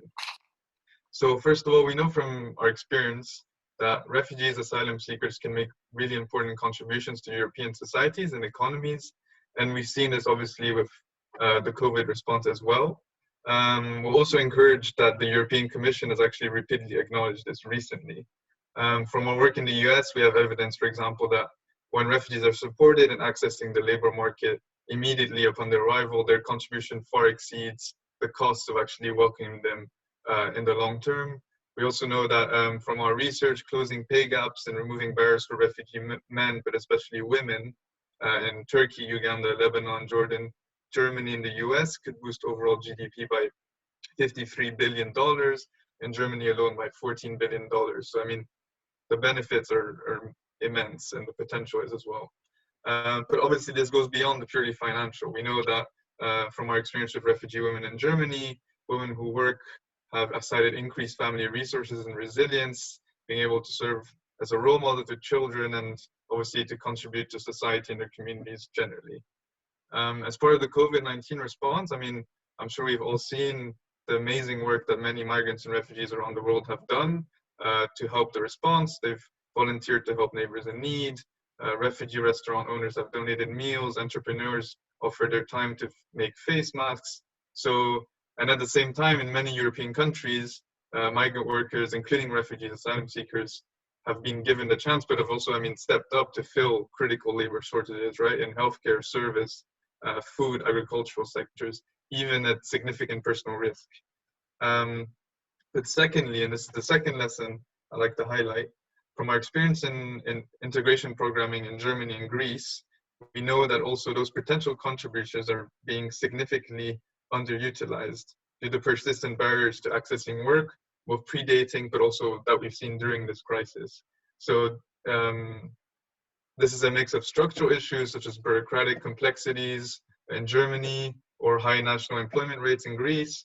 Obviously, language barriers and discrimination are also key reasons for this. At the same time, we see barriers related to individual characteristics specific to refugees and asylum seekers, such as, a lack of documentation or proof of qualifications, and also skills atrophy through prolonged displacement, which prevent these groups from full and equal access to the labor market in Europe. But at the same time, we also see that refugee women feel these impacts even more acutely. And even some research we've done in Germany shows that only 6% of refugee women are currently in employment, opposed to 27% for refugee men, and 53% for German women. So this upcoming research is also going to look at some of those barriers I highlighted before. And we've seen it also in the response to this crisis. I mean, for example, in Greece, we know from UNHCR data that there are over 400 trained medical staff who are remaining in limbo in refugee camps or struggling to make a living because of these restrictions, which is particularly illustrative, right, of the potential contributions that are being lost in the situation. And so to keep on the point about COVID, we know that this outbreak has not caused, but has also exacerbated some of the challenges we see. I mean, first of all, the most striking risk that we see from our work in Greece, right, is the critical health risks that refugees and asylum seekers in the camps in the mainland, but especially on the islands, where physical distancing and self-isolation is near impossible. And so there our work has been supporting COVID-19 preparedness, particularly in Lesbos, for example, by scaling up water and sanitation. We provide information on the virus through a platform that we have called Refugee Info, which is available in 5 languages, also operational in Italy. We've been providing crucial information to refugees. And we've also been calling, obviously, for relocation of the islands of unaccompanied children and other vulnerable groups. But there are also important indirect impacts that I think has been highlighted already, but I'd like to also highlight some of those points here, in the sense that we know that in times of crisis, the most marginalized struggle to meet their basic needs, and existing social safety nets are often not really available to refugees and displaced persons who are, for example, not in the formal labor market. And so they're often excluded, actually, from expanded social protection. So in Greece, for example, while some of the people we work with found work in warehouses in the agricultural sector recently, those who worked informally have no access to compensation awarded by the government, while those who had secured jobs in the hospitality sector are now left in limbo, obviously. Additionally, we also know that this pandemic has exacerbated the gender gap and has had a differential impact on women. I mean, in the immediate term, the ILO, so the International Labour Organization, has warned that the recession, which will be caused by, and is already being caused by COVID-19, will hit women and migrant refugee workers the hardest, with almost 25 million jobs lost due to the COVID pandemic. On top of that, women, including migrant women, are overrepresented in the more affected sectors, such as services, and are in the front lines, as I've highlighted before, handling this pandemic.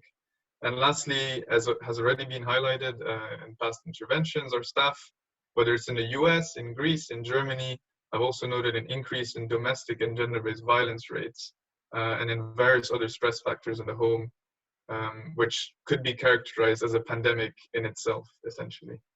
And a point I would like to highlight as well is that, the accelerated digitalization that we're seeing now because of this crisis, where everything is moving online, has also kind of shed light on the digital divide that we're seeing in our work, which is also gendered and impacts a range of areas. So as we've transitioned to remote service delivery, it's become apparent that low levels of digital literacy, especially for women and elderly people, and limited access to resources among communities could have wide repercussions.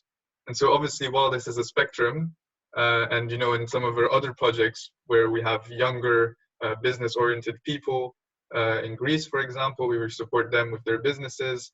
They're quite agile with their technologies, but we still see this as an issue for many groups, such as I've just mentioned. And in Greece, particularly, government and other services are increasingly moving online. And so many groups, including women and the elderly, may be at risk of being left behind. So for example, the Greek Asylum Service is increasingly looking at online interviews. The compensation for lost jobs that I mentioned earlier is only accessible online. So even if people are eligible, you do need to have that know-how about how to access it, on top of it being in a different language. In addition to inequalities in homeschooling that have been highlighted, registration to start school in Greece is actually now also being done online, adding an extra hurdle. So in our work, we're looking at different ways to address those complex, deep, and multifaceted challenges of the digital divide. We're trying to pilot new ways to build digital literacy among the people we work with. For example, we recently started a project in Germany, an EU-funded project which looks at enhancing digital skills of participants. We're also looking at better ways to involve women in these digital projects, and so I'd be really happy to discuss this further later on with Ifat and Maz. We're looking at trainings in women's centers, for example, or women-only classes. In the US, we've distributed donated digital devices to the people we work with. And on top of that, obviously, we've also had to build the skills of our own staff, who are now increasingly delivering services remotely, whether it's mental health support in Greece or other. But at the same time, and I think this is quite a crucial point, we need to highlight that there's a need for a long-term approach. And it's very difficult when you're in a crisis to think of the long term. But we've seen member states, EU member states, now becoming receptive, right, to allowing migrants, refugees, asylum seekers to fill these crucial labor shortages. But at the same time, these short-term measures should be accompanied by longer-term strategies to compensate for the funding shortfalls that we're going to see, as Thomas highlighted, and obviously the limited employment support beyond this emergency, which will no longer be a priority. And so the point essentially is that refugees and asylum seekers cannot be treated only as a last resort kind of ad hoc support system in times of crisis. And so we need to look at skills recognition. We know from our work on the ground that recognition of degrees is a long and painful process for refugees, and it often discourages people from cultivating skills. We need to guarantee access to labor and social rights to underline, obviously, the protection needs of people and the rights of people. So we need to include refugees, vulnerable migrants in the response plans, as was highlighted previously in this discussion. The safety of refugees who are working in risky situations, warehouses, meat processing, etc., must also be ensured. And so at the EU level, I know it will be spoken about more by our colleague from the Commission, a clear and targeted EU action plan on integration that's upcoming at the end of this year, that prioritizes labor market integration of refugees, asylum seekers, and specifically of refugee women. It could make a huge difference, we think, in complementing, coordinating national and local efforts in a long-term way. And so we have detailed recommendations on this in our report from last October called Getting Back on Track. I'm happy to share after this. We've also engaged with other NGOs actively with DG Home on how to ensure the consultation process for this policy is inclusive, comprehensive, transparent. And as part of this, we've made it quite clear, and I think on DG Home's side, it's also quite clear that refugees and asylum seekers should be enabled to participate as best as possible as part of this, and also generally in EU policymaking. And so this obviously makes the digital divide I was speaking about even more important, right? Because we need to think about how the consultation needs to ensure that whatever online platform is used is widely accessible, is building on best practices to ensure that refugees, asylum seekers, migrants can properly contribute to this policymaking. But at the same time, the action plan itself in its actions should target low-skilled refugees that have gaps in their digital literacy, and to make this a priority, especially now as we're seeing an accelerated digitalization that I've highlighted. So we look forward, obviously, to continuing to contribute to this process. At the same time, there's an upcoming EU Pact on Migration and Asylum. There we really want to see a forward trajectory for integration in the EU as part of an explicit objective of any common approach, European approach to asylum and migration. And at the same time, EU member states have subscribed to the Global Compact on Refugees. And so they've recognized that women and girls experience specific barriers that call for adapted responses. And so those needs really need to be a priority, whether it's in health or education. And at the same time, reducing these obstacles for women generally, access to labor market, is will serve to achieve the Sustainable Development Goals, which we hope have not really been forgotten during this pandemic, because they're still there and they really need to be achieved. Yeah, that's all I have. Thank you. Oh my God, thank you so much for your presentation, Victor. I have two very quick questions, and I know we have to, because of time limitations, we have to move on to our next panelists.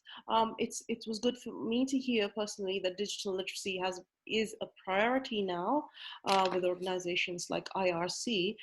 Two questions are, how difficult or easy was it for organizations like yours to redirect their efforts in the light of these new emerging challenges that came up because of this COVID-19 crisis?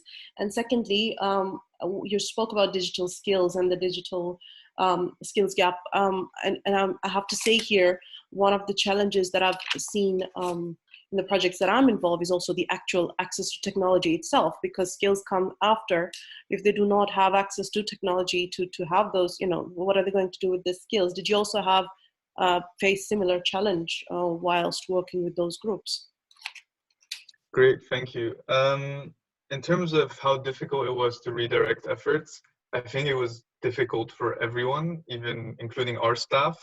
Honestly, moving, to a more digital way, doing meetings on Zoom at that level. But obviously, with what I highlighted, at the same time, the people we work with, when they don't have access to the right equipment, as you just mentioned, when they don't have the necessary know-how, also in terms of like how it impacts the programs we run. For example, a concrete example, in Greece, we run mental health programs, and doing that virtually is a completely different experience than doing it person to person. Especially, if you think of people who are living in Moria refugee camp on Lesbos Island, some of which have very serious mental health issues, which have been exacerbated by the confinement. The fact that we can't, reach them as easily as we could, the fact that we can only handle those issues via call is very difficult, and impacts our work massively. So I think in that specific example, it has been quite difficult. Generally, in terms of the employment support, like I said, there are other projects where we work with younger people who are very, in tune with the latest technologies, and there I think it's been much easier in a lot of employment work. In terms of the issue, yeah, your second question as well, we've definitely faced that. Obviously, those living in refugee camps do have mobile phones, for example, but for some specific programs we run, that's not enough. If you want to write a CV on a mobile phone, that's going to be quite difficult, for example. So just thinking about those, there are obviously massive gaps there. So yeah, thanks for asking those questions. Thank you so much. Thank you. We'll be talking more, I'm sure. I have to move on to our next speakers. I'm very thankful to both of them, to Desislava Ivanova and Agnes Papadia for waiting patiently for their turn. We purposely positioned them towards the end of the conversations because we did want them to hear from some of our voices, especially the refugee voices.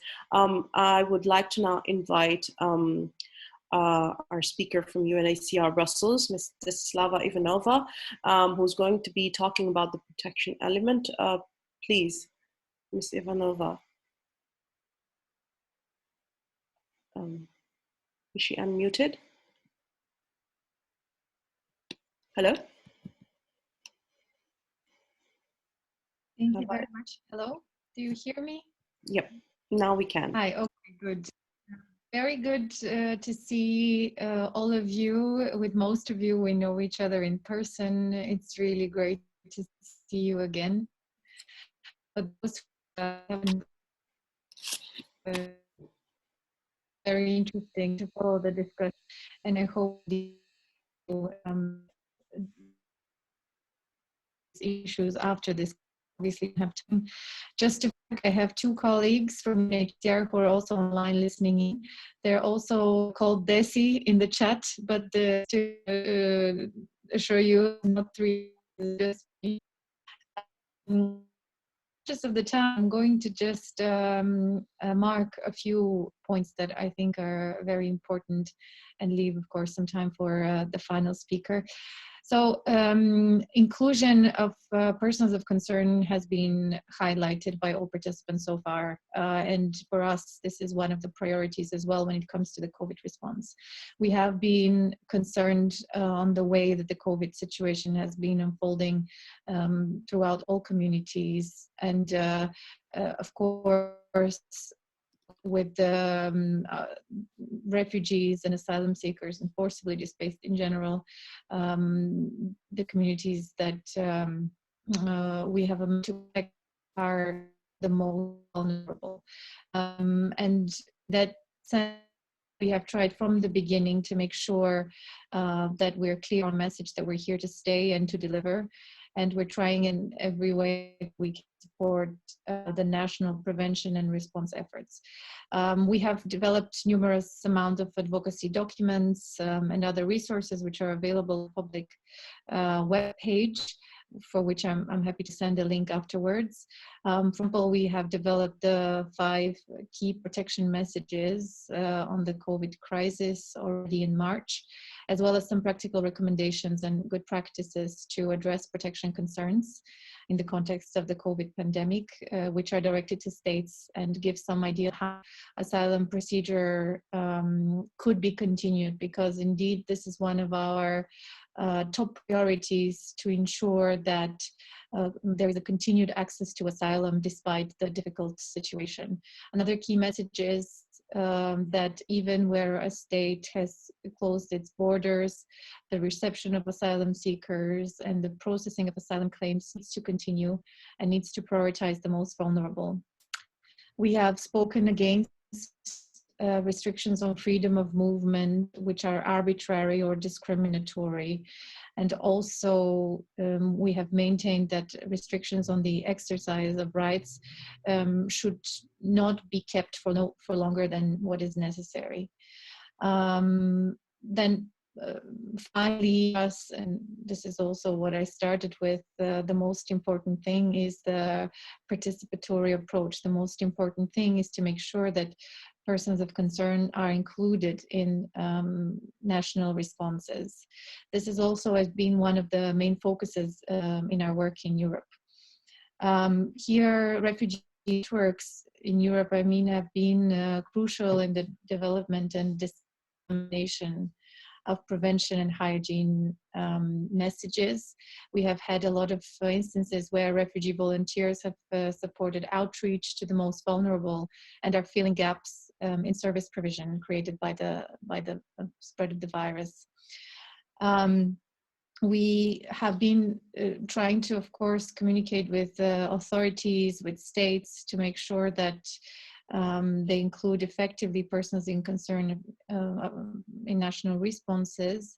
And we're thankful to those of them who have been able to move towards that objective. We also are in constant contact with refugee communities to complement in any way that we can these initiatives and to support and reinforce them when this is needed.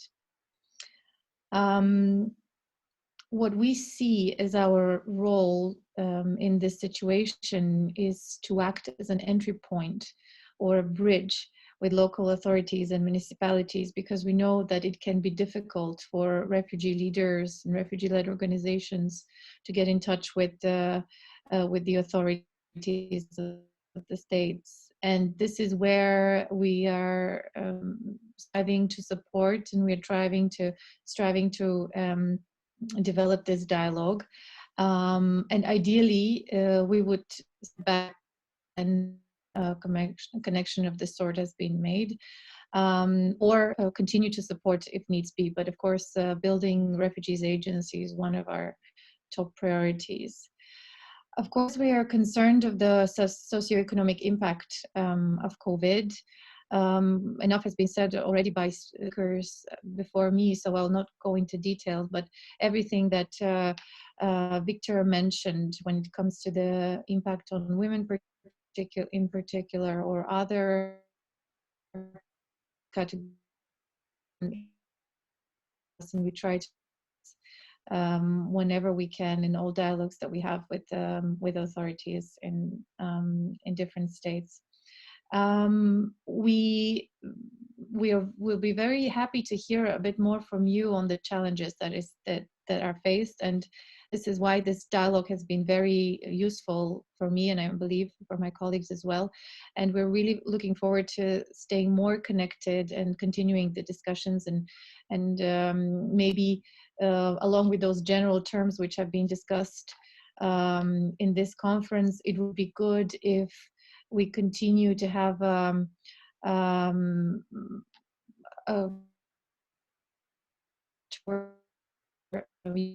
point us to specific things that we could do, specific areas, or for our creators. So this is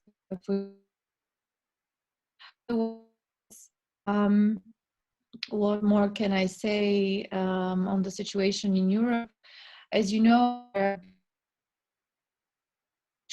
in movement, and they still apply in most countries, even though that there has been that some of them have started lifting.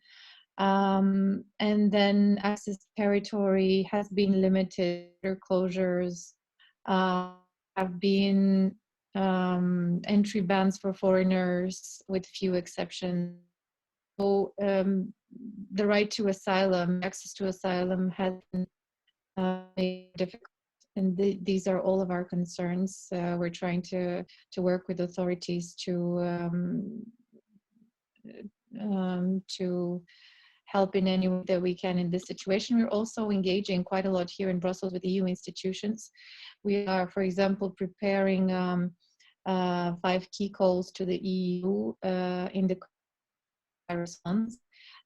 This is there's going to be a flyer and also some social media materials. There's going to be a video and a few other things that can be used in social media to raise awareness and to directly call on European Union institutions to step in. They have been stepping in quite a lot. As you might know, there is a lot of funding that they're making available. We need to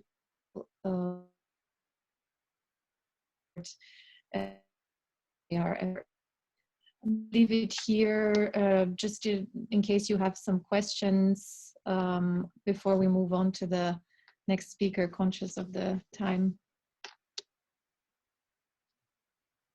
Hello? Just unmuted myself. Thank you so much for your presentation. Just one small question, and I think then we have to move on to our next speaker. So let's say organizations, many organizations, including organizations or networks like European coalitions, they're working on with volunteers and very limited funding. So is there a change in how UNHCR will be partnering with organizations who are partnering or supporting organizations who are already working on the ground in different countries?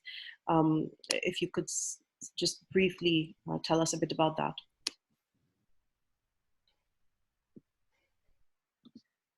I mean, generally, since the beginning of the outbreak of the pandemic, we have had to streamline our efforts in prevention and response as much as possible in all areas of our work. And of course, this includes partnerships. So we continue to engage with NGOs, with other partners, having as a top message what needs to be done in order to have a better response. In the different states, UNHCR offices are engaged with local organizations and refugee-led organizations to provide different types of support. There are some examples from different countries in Europe where, for example, in Spain, refugee volunteers and UNHCR are reaching out to specific population groups who are potentially less connected with civil society and social networks and who might face communication challenges. And this has been very helpful in order to keep track of what's happening to those populations in the country.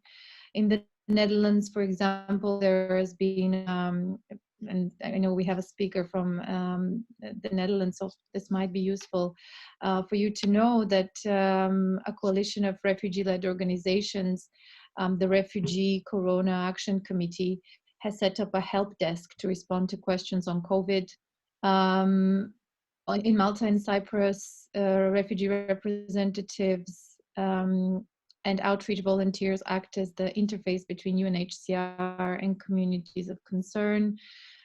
So in every basically country, our offices have been trying to keep in close connection despite the difficulties of confinement with the refugee-led organizations, with other NGOs, to make sure that we are able to support in some ways the continuing work on ensuring protection of persons of concern in light of the COVID pandemic, and also continuing access to asylum.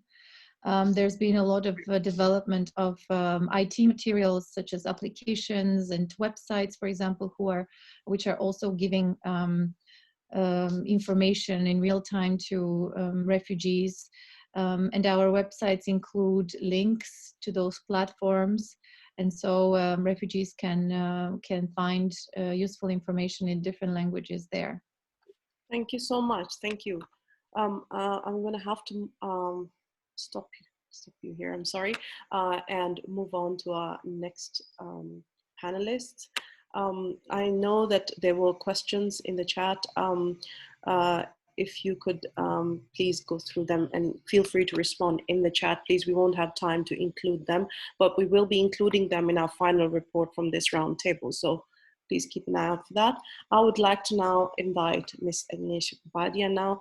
Thank you so much for patiently waiting for, again, for your turn. And we would love to hear from you now, from the European Commission, about COVID-19 impact and EU action plan. Please, Ms. Papadia. Yes, thank you very much. Well, it's me who's very grateful actually for the discussions that we had until now, and for the ideas, so the experiences that were shared. Together also with all the ideas in the Transborder Manifesto, which I read with a lot of interest and gave me a lot of ideas for our work. So first, thank you very much for that. It was very, very useful. So I was very happy to wait and to listen to all of that.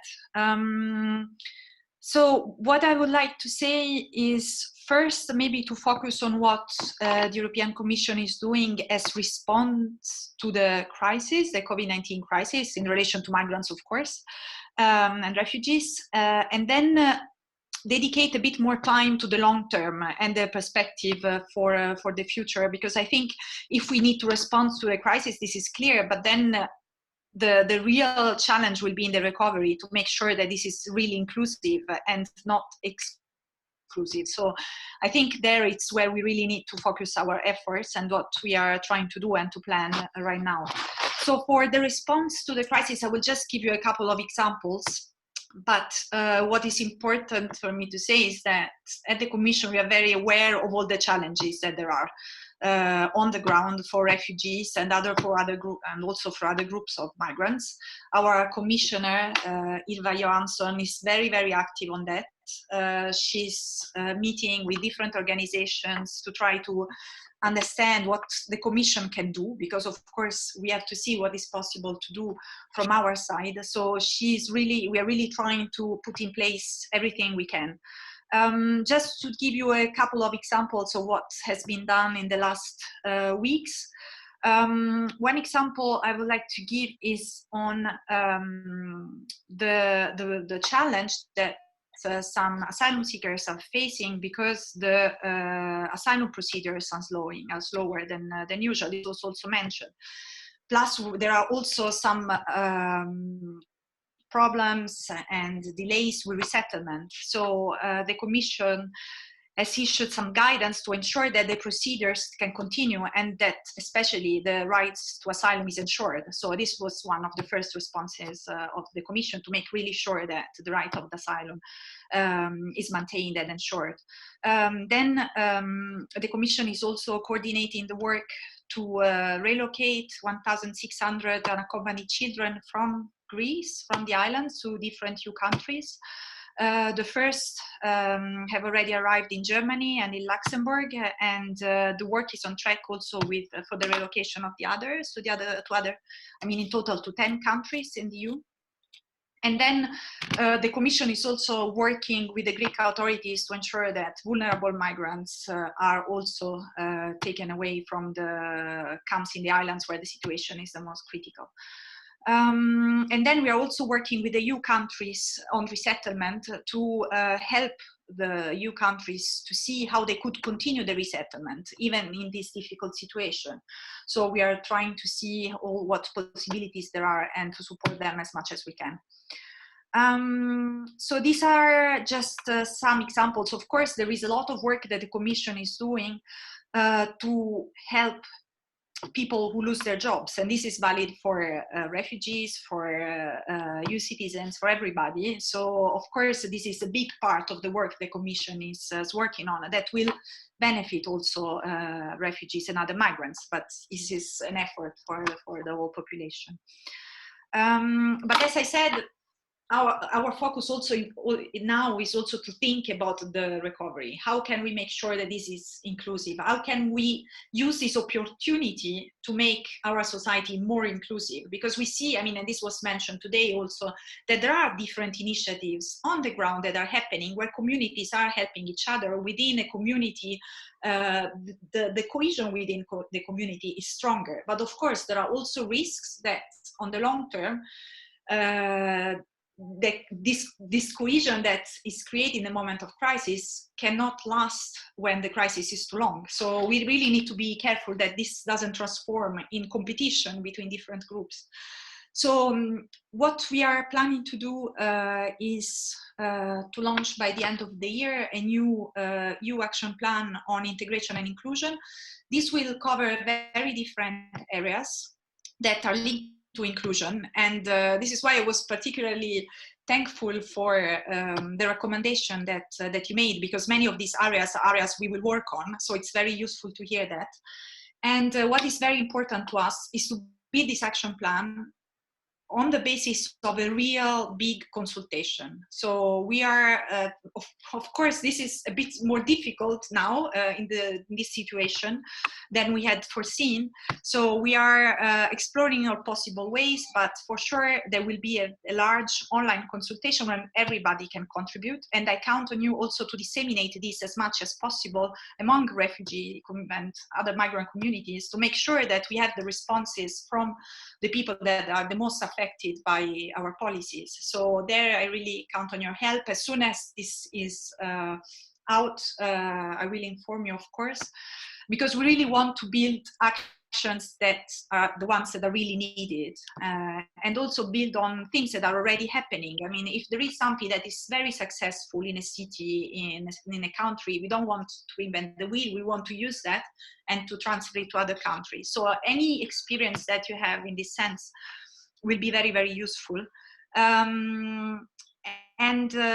Part of these efforts to listen more, Thomas mentioned that already, we have reflected a lot on how can we make sure to listen more to refugees, to other migrants, when we design our policies and when we implement them. We know that this is not happening enough at the moment. So we explore different opportunities, and we will launch a platform where we will be able to listen in a more structural way to the voices of migrants, refugees. So this will be launched pretty soon. There again, I will inform you as soon as this is launched, because we will select members from different countries, from different communities. So we look forward to work with you on that.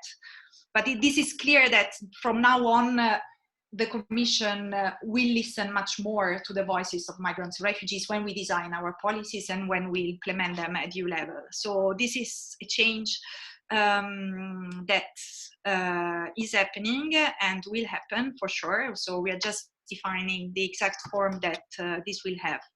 So this is something that I think will help us a lot when developing our policies in the next years to make them also work better and fairer. So I'm looking forward to that.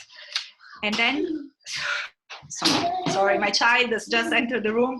Of course, if things happen. So. We love that. We love that. It's all right. Sorry about that. He's 2 years old. It's difficult to stop. He runs very quickly. So, but okay. So now let me find back my, yes, then maybe I just wanted to spend one last minute to say how some of your reflections that you had that I saw in the Transborder Manifesto are things that we are also reflecting on and on which we would like to work in the future. I will just mention a few areas where we would like to work more and more and where we will be happy to work more with you.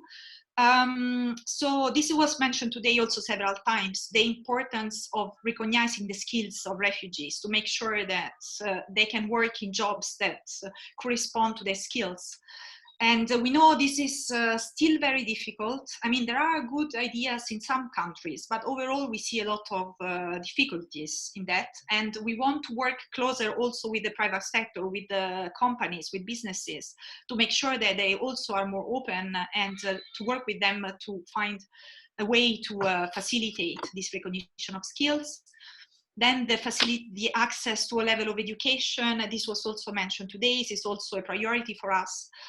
The access to basic services, I think if there is something that the crisis showed very clearly is that there is no equal access to services for everybody at the moment. So this we should really improve, and this will be for sure one of the priorities of our work.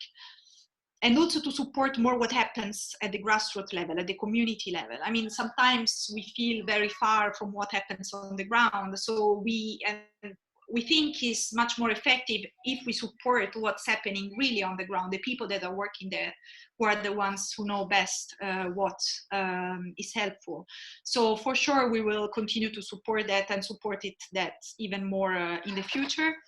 And I hope that on this, I cannot promise it yet, but I hope we will also have the possibility to provide some more funding for migrant-led organizations in the future. So we are exploring opportunities for that also, but for the moment I cannot say more concretely on this, but for sure we are working on that. So thank you very much again, and if there is any question, I'm happy. Yeah, I think this question from Janina, we'll just take one, I'm sorry. And this is also my question. Thank you for that, Janina. And it says, is there a way for refugee-led organizations to already contribute to the way the consultation for the action plan will be designed? Of course, I mean, how the consultation will be designed, unfortunately, given the current, sorry?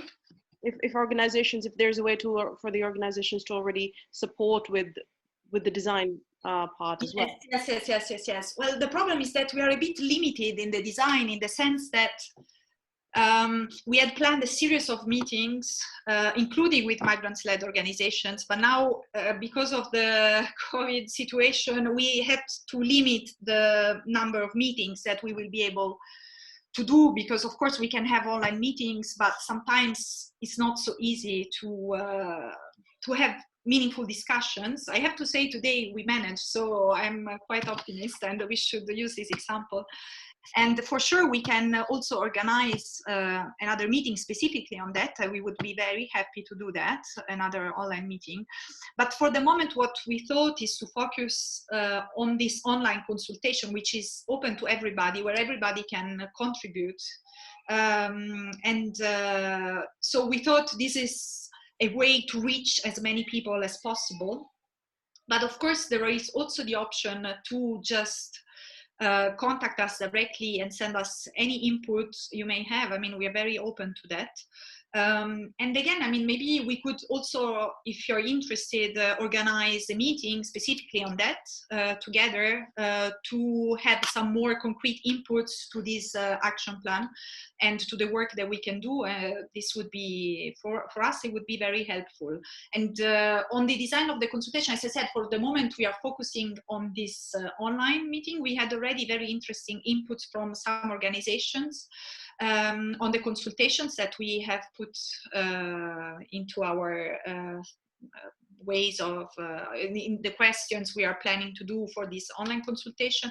But if you have any other input, we are very open to that. So let me know. And as I said, we are also happy if you think it's a good idea to organize jointly a meeting on that consultation together.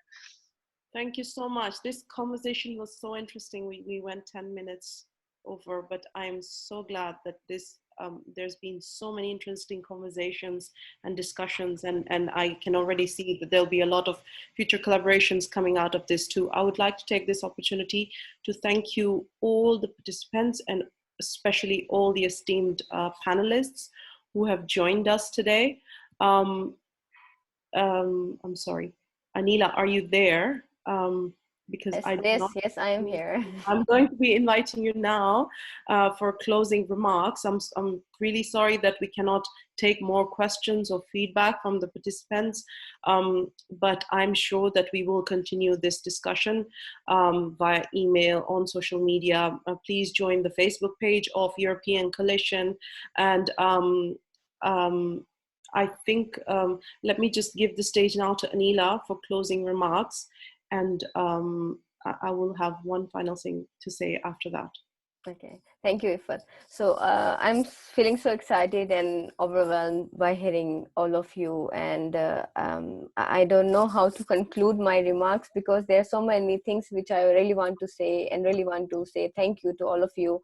The thing is that, as Thomas also said, there's a lack of platform, lack of visibility of refugee-led and migrant-led initiative. That's what we are trying to do, because this is not our job, but we are taking it as a life job. And with all due to our limited resources, we are trying to do as much as what we can do. And why we are unique, because we are not only bringing the global experience but we are receiving, but also the confidence and the gap which we really witness ongoing debate from Global Refugee Forum to European Commission debate. We practice and see these all political debates which are happening. We are really trying to unpack these policy debates into the local community back in our local areas, and that's what we are trying to do, to bring back those all local areas debates and their needs as they want. And we are really want to show like a meaningful participation is really important, and how we can make it inclusive. And we don't want tokenization. We as a refugee-led are ready and showing our willingness, and we are here to take the responsibility on a transparent level and accountability as a partner. So that's what we are trying to do here. And I really want to say all the refugee and migrant who shared their experience in the first session is really amazing. And this the thing we really want to act as a bridge. There is a gap, and even we are even helping and saving for all a consultation which already planning to help them where they can start it, because we shouldn't reinvent anything again and again, but how we can add on to each other's living experience and expertise. So thank you so much, and stay in touch, and we will be sharing our report and future plans. And we are here to show our big inclusive Europe new phase, a new normal, and we really want to start with a new normal, what we will believe and we will make. Thank you so much. Thank you so much. I think I would just, I'm so sorry. I think I would just like to end with this. COVID-19 crisis, it's what we techies and geeks call, it's an opportunity to reboot. And I think we should use this opportunity, this crisis, to make sure that we are more inclusive and not the other way around. And we have to make sure that the response to the COVID-19 crisis, it's encompassing everyone. including those who are forced to flee their homes. Thank you all very much for joining us today and for your wonderful, wonderful presentations. And we look forward to stay in touch and to collaborate in the coming years. Thank you so much. Thank you very much, everyone. Thank you, everyone. Thank you, everyone. Thank you. Thank you, Bye. everyone. Bye. Thank you. Bye. Bye. Bye. Bye. Thank you all. Bye. Bye.